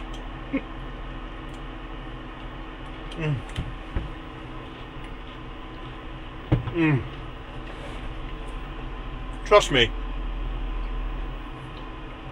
This is so satisfying to eat. The biscuit is beautiful, crunchy, lovely. The meat is good. The taste is superb. This might be my favourite rehigh meal ever.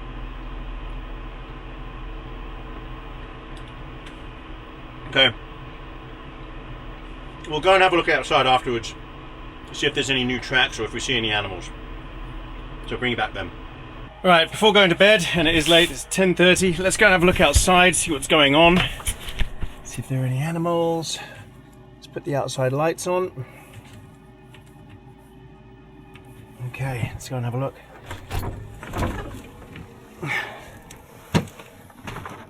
Oh. Let's have a look at footprints, see what's occurring.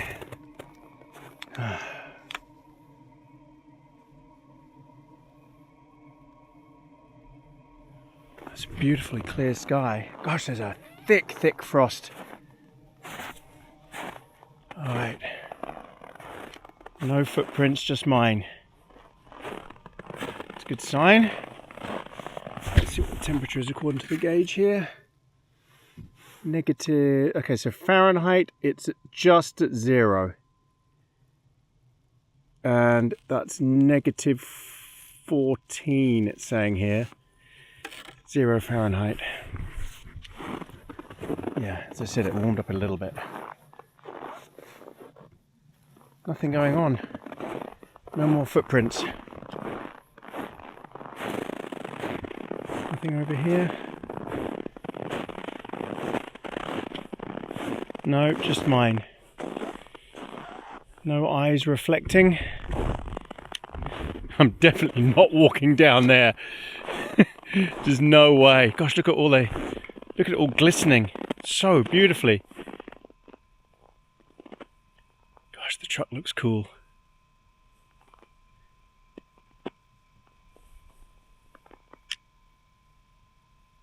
Okay, it's definitely silent. I can't hear any animals. I'm not gonna howl and try and trigger wolves into coming over. Definitely don't want that.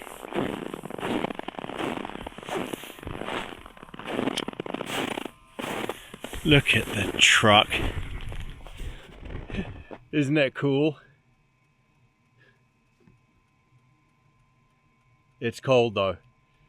It's really cold.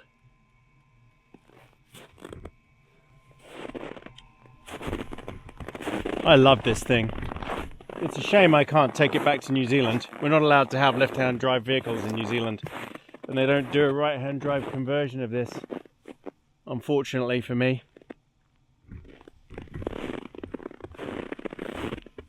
But I just love it. I love the fact that the tent is up there. I mean, it's got everything.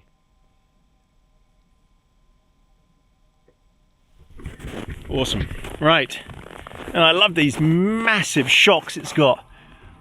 Off-road racing shocks by Kings. Adjustable. These things are just insane. It's so lovely to drive and these things are so smooth. They really are. Look at the size of these things. Wowza. They're massive.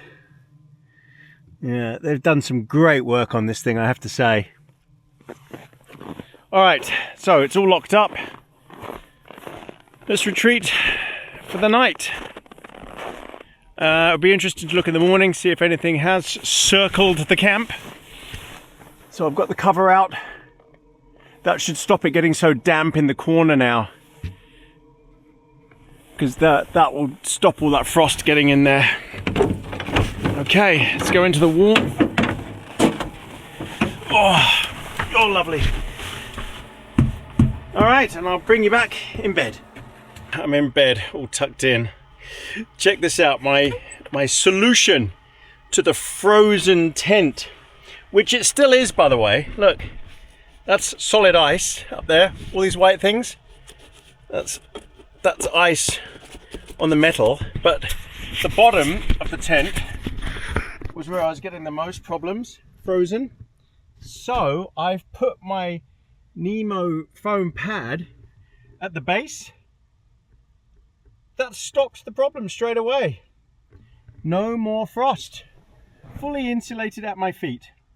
So that folds around the whole end of the tent. It fits perfectly. This is a Nemo switchback short version.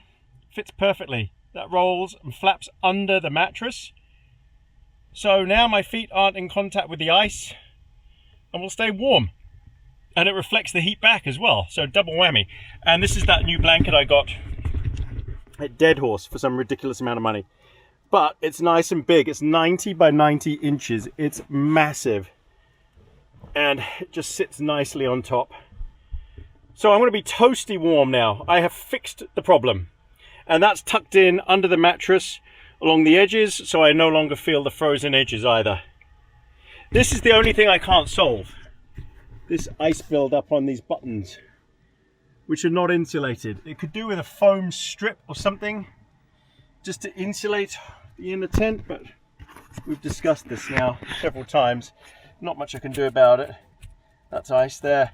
So this strut here is cold. That's, yeah, it's all frozen. This base, this thing here, it's not so bad because this is quilted. But these, yeah, nothing I can do about this. And the walls are cold. It is what it is. I've got this vent open to get rid of any condensation. Perfect. Right. It's late. It's now 11 p.m. Definitely time for bed. Oh, I think I'm going to sleep well tonight now that my feet will be toasty warm and I can't feel that ice.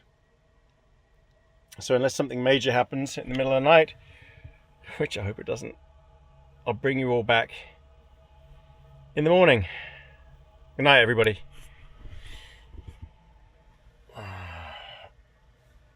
Good morning, everybody. Oh, it's early. What time is it? 6:30. I didn't sleep much last night. Just had a lot on my mind. Took me hours to get to sleep as well. Good news is my modification at the bottom of the bed has worked. My feet are not cold. I even had to take my socks off because they got a bit hot. But the pad worked perfectly. Awesome. Great result. I think you could easily do more with more pads, but that's absolutely fine as it is. Oh, so we need a coffee. Excuse me. We need a coffee urgently, and we need to look outside, see if there's been any animal activity. And then we head off. It's going to be dark for quite a few hours. We're heading towards Denali National Park. We'll see how far we get. I'm so tired that I doubt I can make it all the way. But we'll see. Alright, let's get up and have a coffee. Oh, coffee time.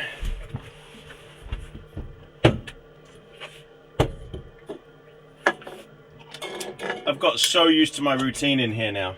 It takes a few days to get organised. Work out where everything is, where you want to put everything, so you're not making a mess. And you gotta be clever with your bag and other gear.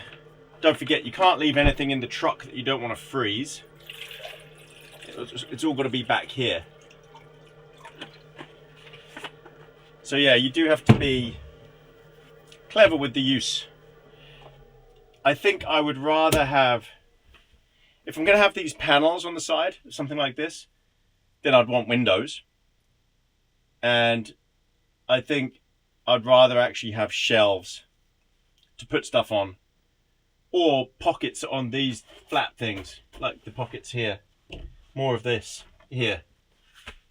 just to put things in. It would just be so much easier. And then when you're driving, you don't have to worry about it all falling out. You've got to put everything away that you put on the surfaces when you're driving.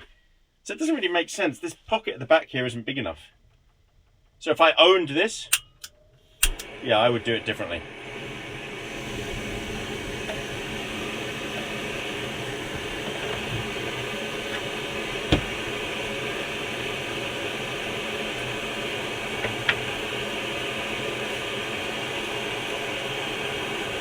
I get some questions about this coffee, my coffee maker, my espresso maker. Well, not espresso, but coffee maker, my plunge. This is the AeroPress Go. They did sponsor me ages ago. And they sent me 3 of them, 3 different colours. And I've used it ever since, and I love it. I have to admit, it's my favourite coffee making piece of equipment. It's so simple. They don't sponsor me anymore. I don't get paid for it at all. AeroPress Go. I used to have a code, AeroPress Go AB Camping. I don't think the code works anymore. You can give it a go. I think there was a discount.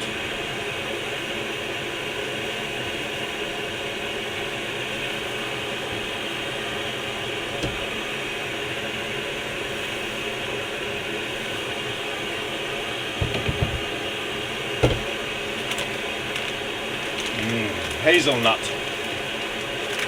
Right, so the plan. After I have my coffee, I'm so full from that dinner. There was 1,100 calories in that thing. That biscuits and gravy. Those peak fuel meals are awesome. So I'm not going to do breakfast.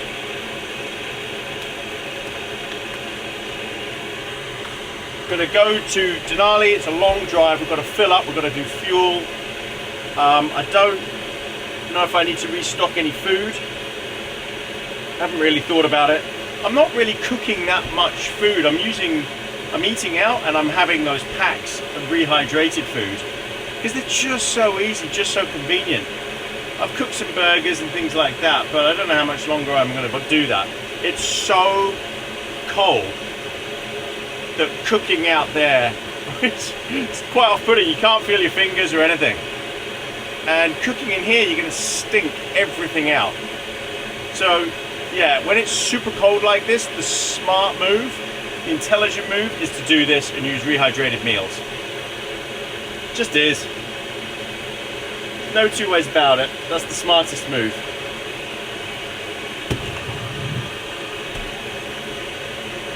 And get yourself a decent stove, boiler like this, MSR switch.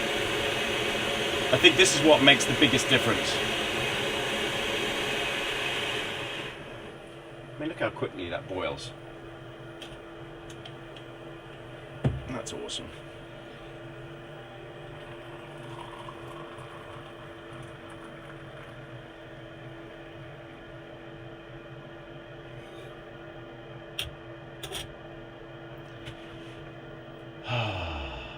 Right, let's have a quick look outside and go take my coffee out. We'll have a little wander around.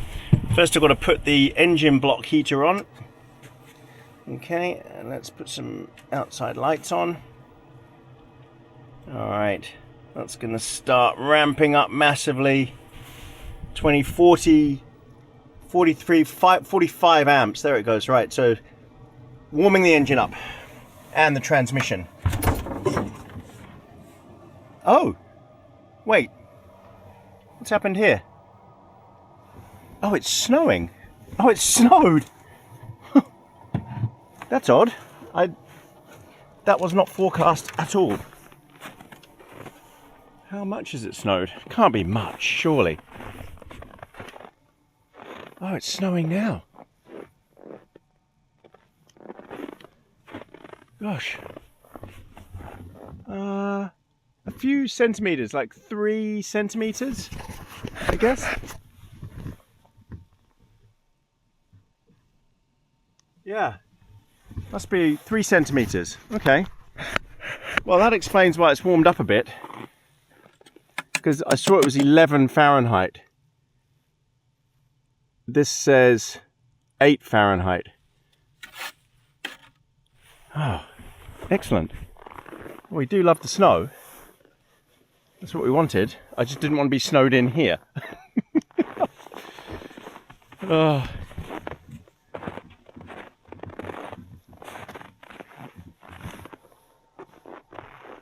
Oh, this is lovely in the snow. Yeah, it must have actually been coming down at one point then. Gosh, it just didn't even occur to me that there might be some snow. Whew, it's cold.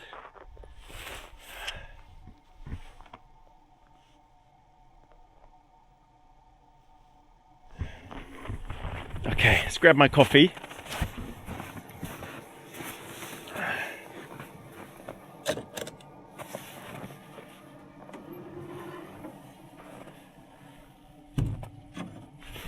So this door mechanism is a bit of a pain, but it's solid.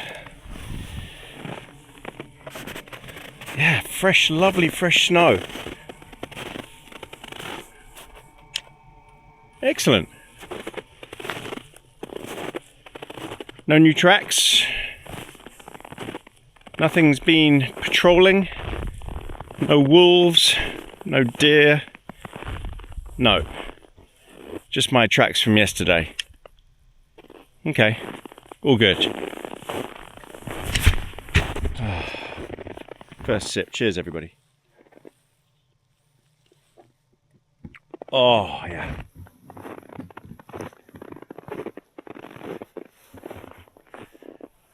Well, as soon as this is warmed up, we'll be able to defrost all that. I can just put my wipers on, I'm sure it'll be fine. Look at the snow.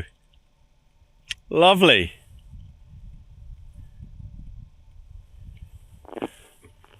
What a lovely morning. But it's actually, I can see stars, so it must have been a really small event. It just came in really fast. It is caked. But at least it's the nice, dry, fluffy stuff and not wet, horrible stuff that's going to turn into ice. Right, everyone. Bring you back for starting the truck. Oops. And heading out.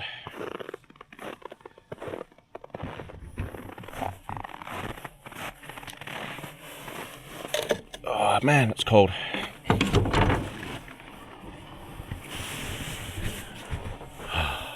I've got to dismantle that as well, which means all the snow that's on there is going to fall off.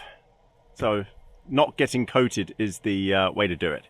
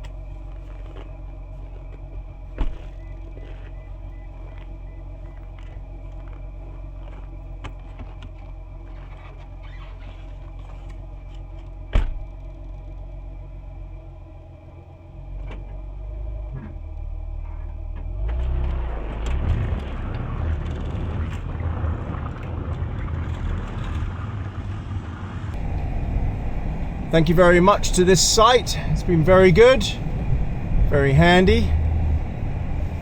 Any fresh prints? That's what we want to see. No, doesn't look like it.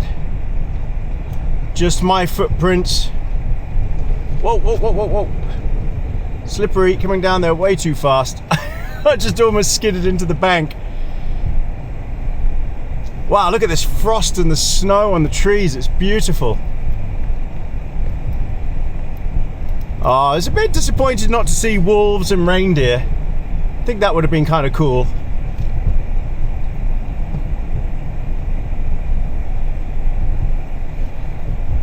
This truck has done so well. Coming up here.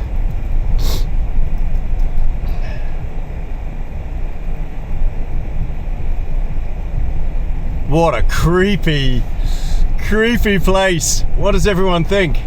Would you be brave enough to camp here all by yourself in some of these spots? Go for walks? I'm dying to know if people would be scared to do this. Okay, here we go. Out onto the highway.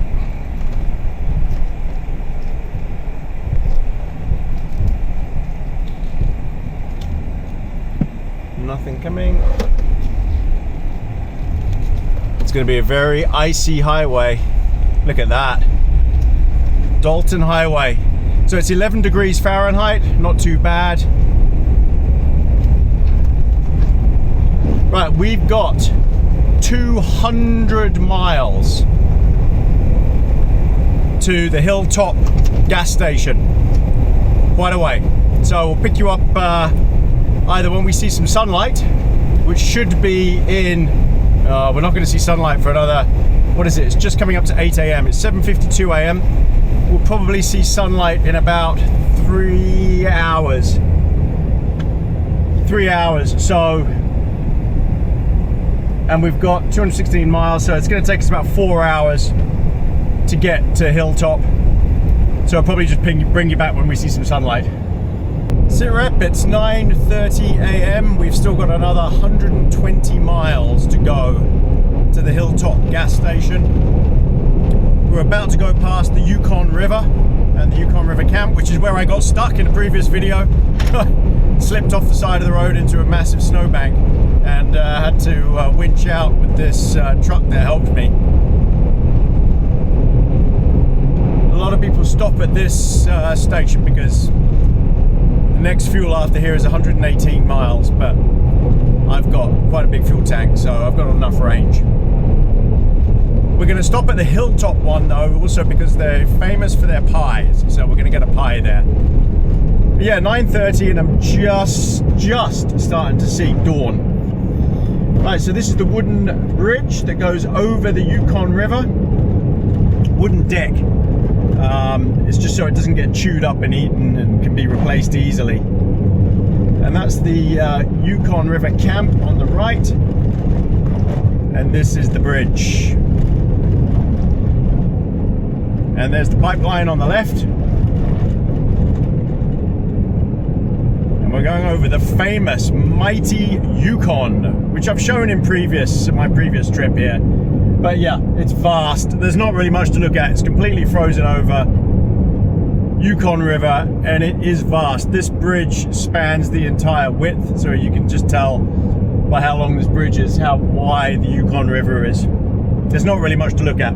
It's dark, and it's just a blanket of white, completely frozen over. And then the pipeline pops out here, and then disappears off around the corner. So that was Yukon. Temperature is 4 degrees Fahrenheit. The road is just frozen solid. I've had a few little slips and slides when I've been accelerating. Nothing too major.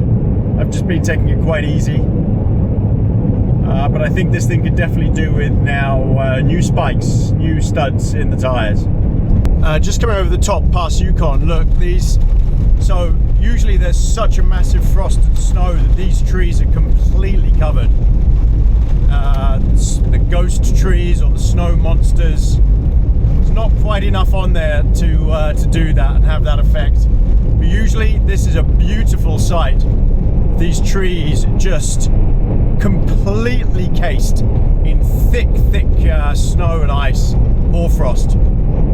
It's a shame it's only one side of them at the moment, not completely covered. Also, there's just not enough light for it really to show, otherwise I would stop and show you what it looks like. But previous video, you can see they're pretty amazing when they're completely covered. And it was in the previous ones that I camped in these trees. But it's still pretty, even when they're not fully covered. 88 miles to go, so still a couple of hours. Just under 2 hours. The sun is trying to come up in the distance. You can see there's an faint orange glow down south there. But I don't think I'm going to see the sun today. It's overcast. Temperature, we're at 0 Fahrenheit. Very slippery road. Oh, so tired. I need a coffee. I need food. Can't wait to get to this stop. Have a break. It's exhausting. And you're focusing so much on every corner. Make sure you don't slip and slide. And you don't accelerate at the wrong point and then spin out.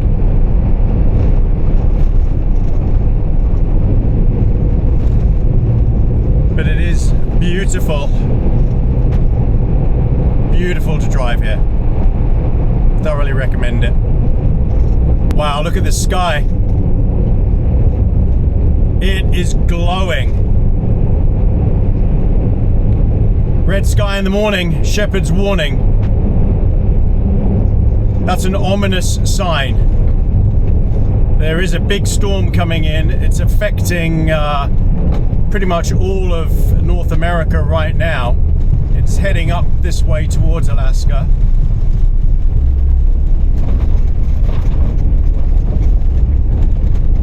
But yeah, we're definitely going to be getting some weather in the next few days.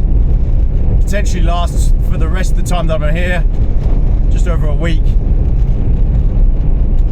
More snow monsters.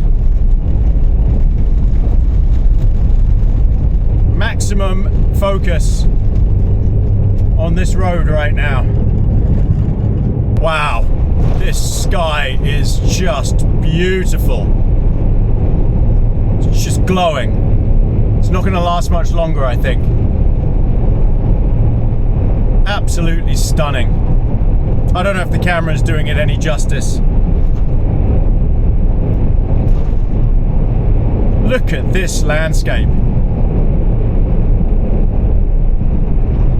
It's mesmerizing. I don't think there's any vehicle I would rather be in right now than this. This road is so bad. I've just come over some horrendous damage in the road that would test most vehicles' chassis. It could break them and your wheels. Look at this. Oh, you think it can't get any more beautiful, and then you turn a couple of corners and it just is. It's even more beautiful. I can see Denali Park in the background. You're about to see it come over this hill.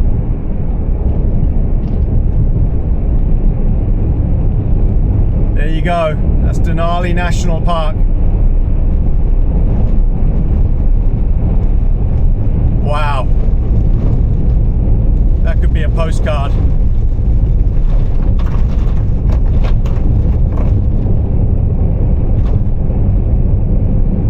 Alaska is vast and stunning. And there's the sun. That might be the only glimpse of the sun I get today. There it is.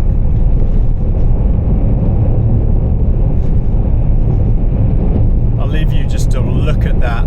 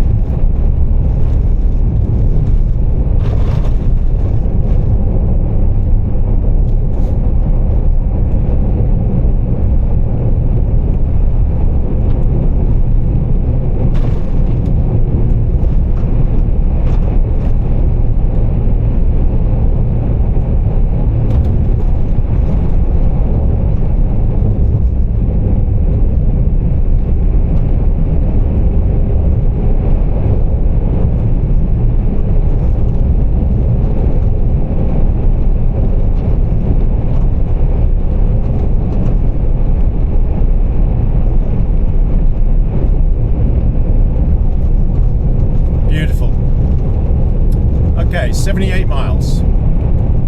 63 miles to go. I'm off the Dalton highway now. Farewell.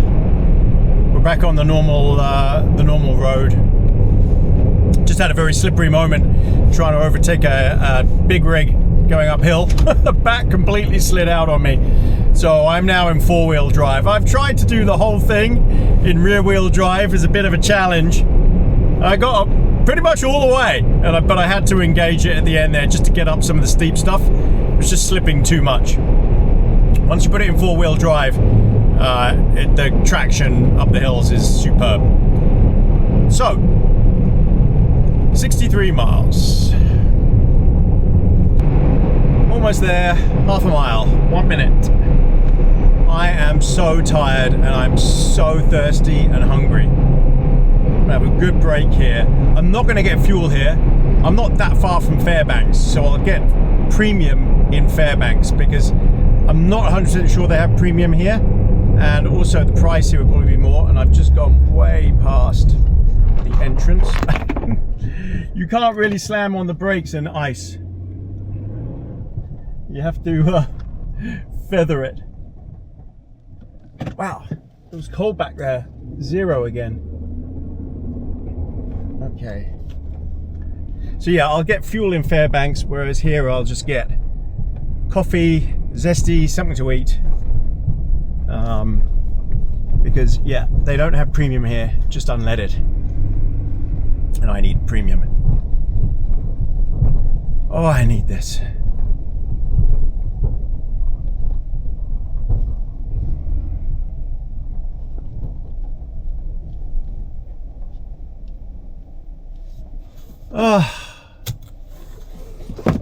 That was a long drive. What was that? 3.5 hours. It's 20 to 12 now.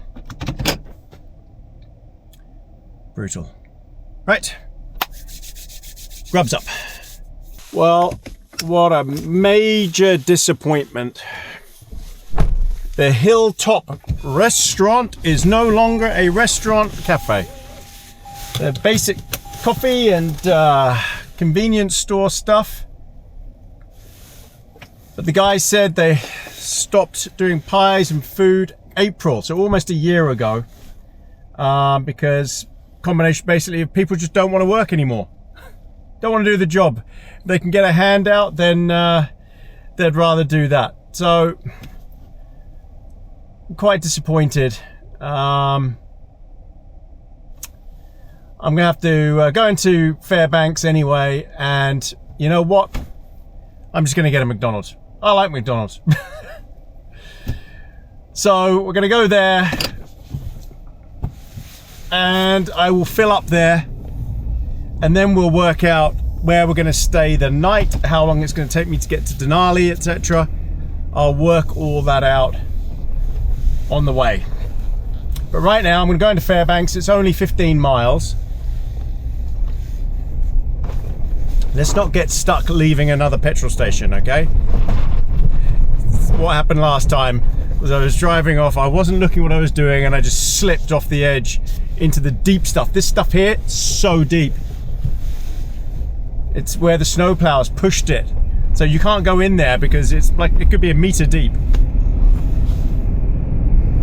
Oh, I'm so disappointed. At least I got a coffee. They have brewed coffee there. So cheers everyone. McDonald's, I like McDonald's. What can I say? It's a rare treat for me to have a McDonald's. Have my McDonald's. Oh, I feel stuffed.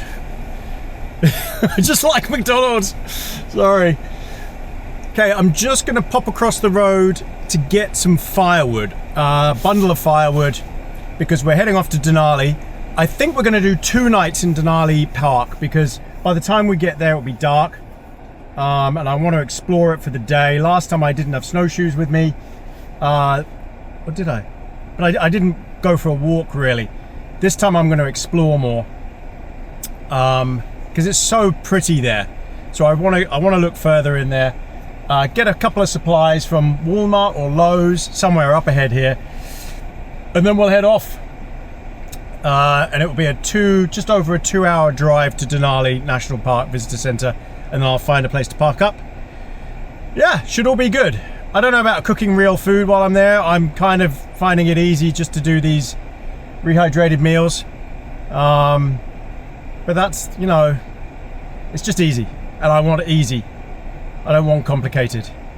Right, so I'm gonna get this firewood, any other supplies, and then we'll head off. It's cold, 4 degrees Fahrenheit. We have firewood and we have fuel. I didn't really need any other supplies. Continue straight to stay on College Road. I've got everything I need food-wise. I've got so many packets of food that I do need to finish them, so I don't need to buy anything else. I don't need treats or anything else. Continue straight to stay on College Road, then turn left onto the ramp to Johansson Expressway. We are 2 hours, 122 miles from Denali Visitor Center. Oh, I should have kept my jacket on. And that should get us there around 3 p.m. I'm assuming it will start to get dark then as well. So, long drive, should be pretty beautiful, parts of it. I'll show you on the way, but we just got to get there and find a camp spot. So, I just filled up with gas again, topped it up.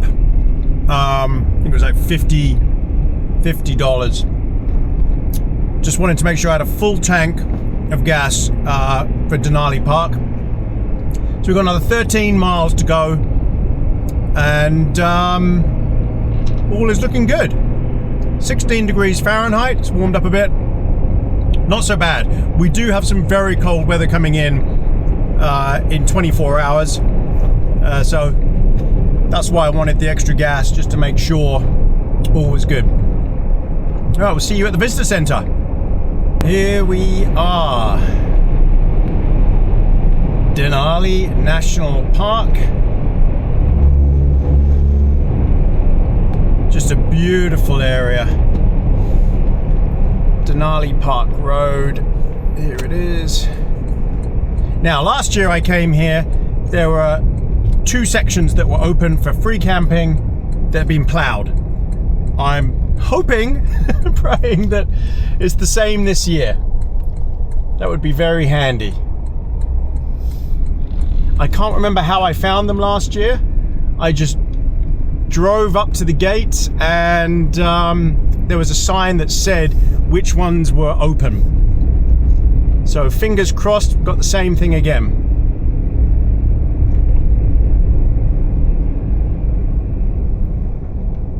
And it's pretty obvious because the gates are open or the gates are closed. So Riley Creek day use area, so it's not that. Danger. Stay back. Bears 300 yard, moose and others 25 yards. Okay, it's one of these creeks. Riley Creek? Is it this one? I think it is. And it is plowed. It is plowed. Okay, here we go. So, fingers crossed. We're looking for spaces.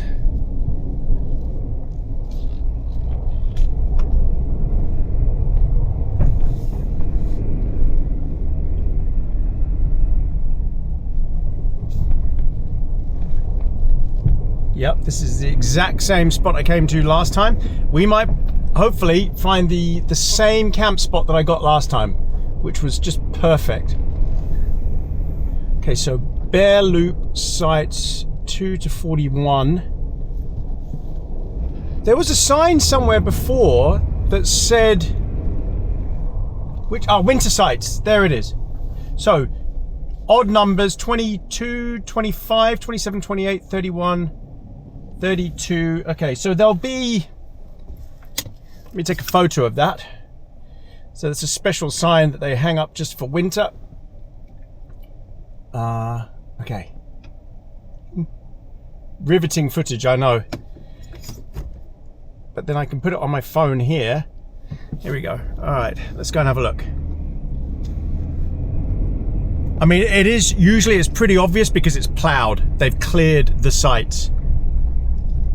Oh, look at this. It's so pretty. What would be amazing is if I've got it to myself, but this is a Saturday. And I can see that vehicles have been along here, so I'm not holding my breath. Hopefully it's not full. Last time I think there was one other vehicle. That was it. Alright, so we're coming up to them now. 22, 25. Oh, there's a vehicle. Wow, and they've got barbecue going and everything. So that's 22. Is that the site I was in last time? It is. That's the site I was in last time. Yeah. Okay. So next one is 25, which 25. So this is the toilet block, which surprisingly is actually open. So this is 25 here. Oh, there's a tent there. A tent and a toilet. Okay, so that's 25. So we've got 27 and 28, which this is 27 on the left. Another one there. This is 28 on the right. And then 31, 32, 33. Obviously, we want to be as far away from people as possible.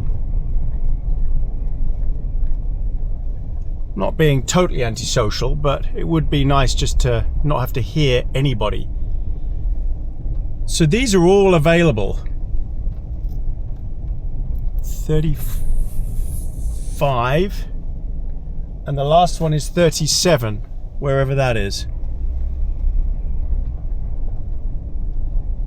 37A, here. Oh, this is perfect. Yes, yes, yes, yes. Oh, I like this spot. Oh, let's park up. This is great.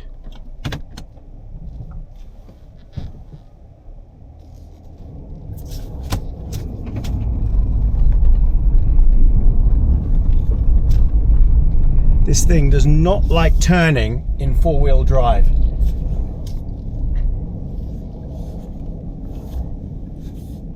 Okay. Got to give myself enough room for the door. I think that's plenty. We've got some privacy. Ah! Great success! What a spot! In the trees, it's lovely. And they've actually got fire pits.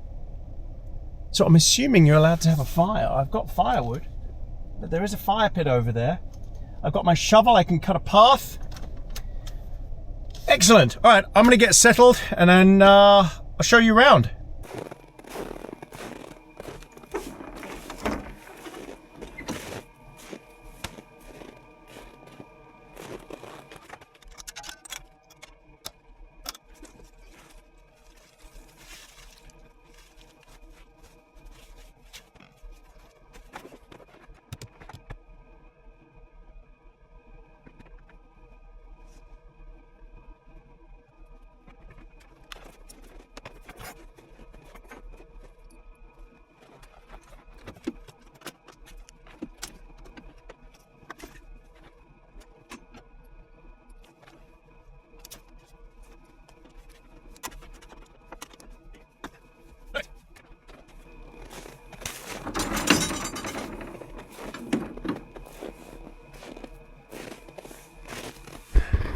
What a great sight. So let me show you around so you can see what we're talking about here.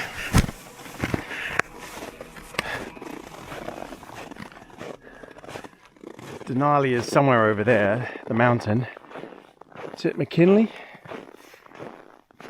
So that's my site. I mean, it's not perfectly straight, level, but honestly, I don't care. I could pull forward about 2 feet and then it will be straight. It will be level. So maybe I'll do that, pull forward maybe 3 or 4 feet and then it should level out. But look, no one around. That's the next closest site over there. And the people who are camping are way in the distance there. These are all sites that haven't been cleared out. And then what I'll do is, with my shovel, later, dig a path. Well, I'll try and dig a path, I don't know how heavy this is, to the fire pit there and the bench. We can sit, maybe cook there, have cigar time. What's not to like? Right, so yeah, I'll pull forward a bit and level this out.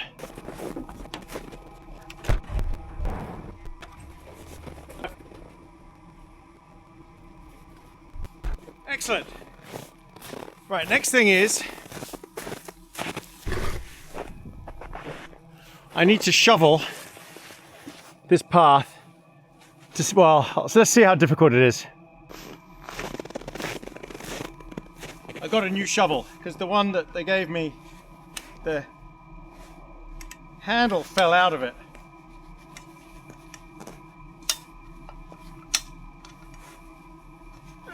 Right.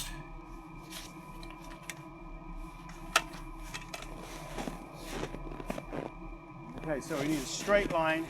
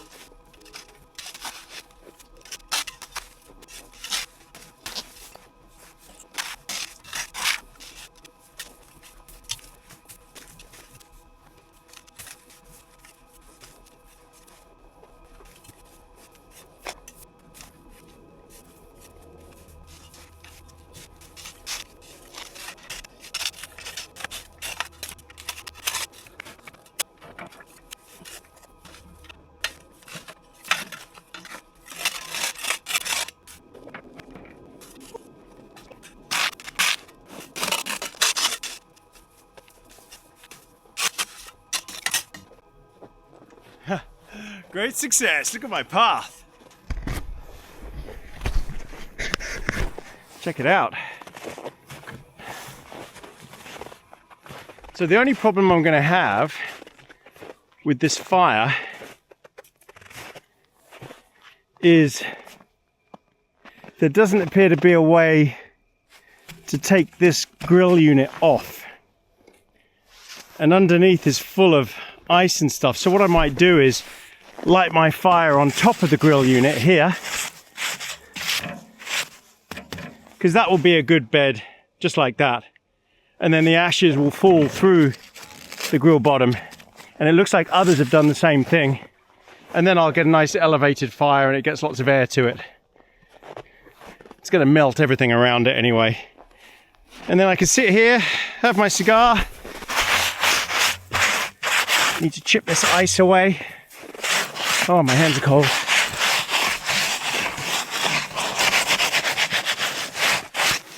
Never feed or approach wildlife.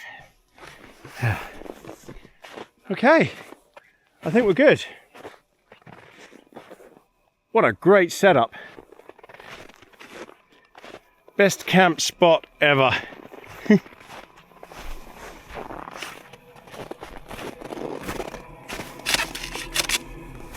Okay, we're all good. So, I'm going to unpack things, get stuff warmed up, settle in, and then probably bring you back for dinner.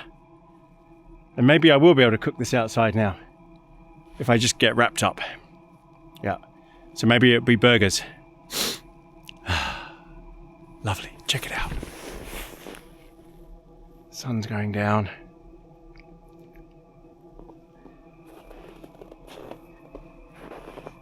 So the rules are, the law is, you're not allowed to use any wood from the forest, from the national park. None. So I've got all my own firelighter wood, and I bought that bundle of firewood. So I've got one bundle, one box, which is there. That will be good for one fire, maybe two, because I'm not going to sit out there for long. I got extra gas canisters, and I've got loads of peak fuel food. I really am sorted. Right, bring you back later. Well, it's a couple of hours later, and I've just realized that this video is way over 3 hours long if I stick with it, so I can't really put more onto the end of this. The video would be way too big. So what I'm going to do is leave it here and pick it up again in the next video, where I'm going to have my fire pit, have my dinner, I'm going to cook some burgers, have my cigar here. It's going to be glorious, and that's how I'm going to start the next video. The temperature is -20 according to this. It's pretty chilly. I don't think that's correct. That doesn't seem right to me. It's -1 Fahrenheit. Oh, it is? Oh, gosh, it is -20. Okay, it's pretty cold. -1 Fahrenheit. Yeah, that's pretty chilly. So I'm going to leave it at that, everybody. Thank you very much for coming along on this one. See you again soon.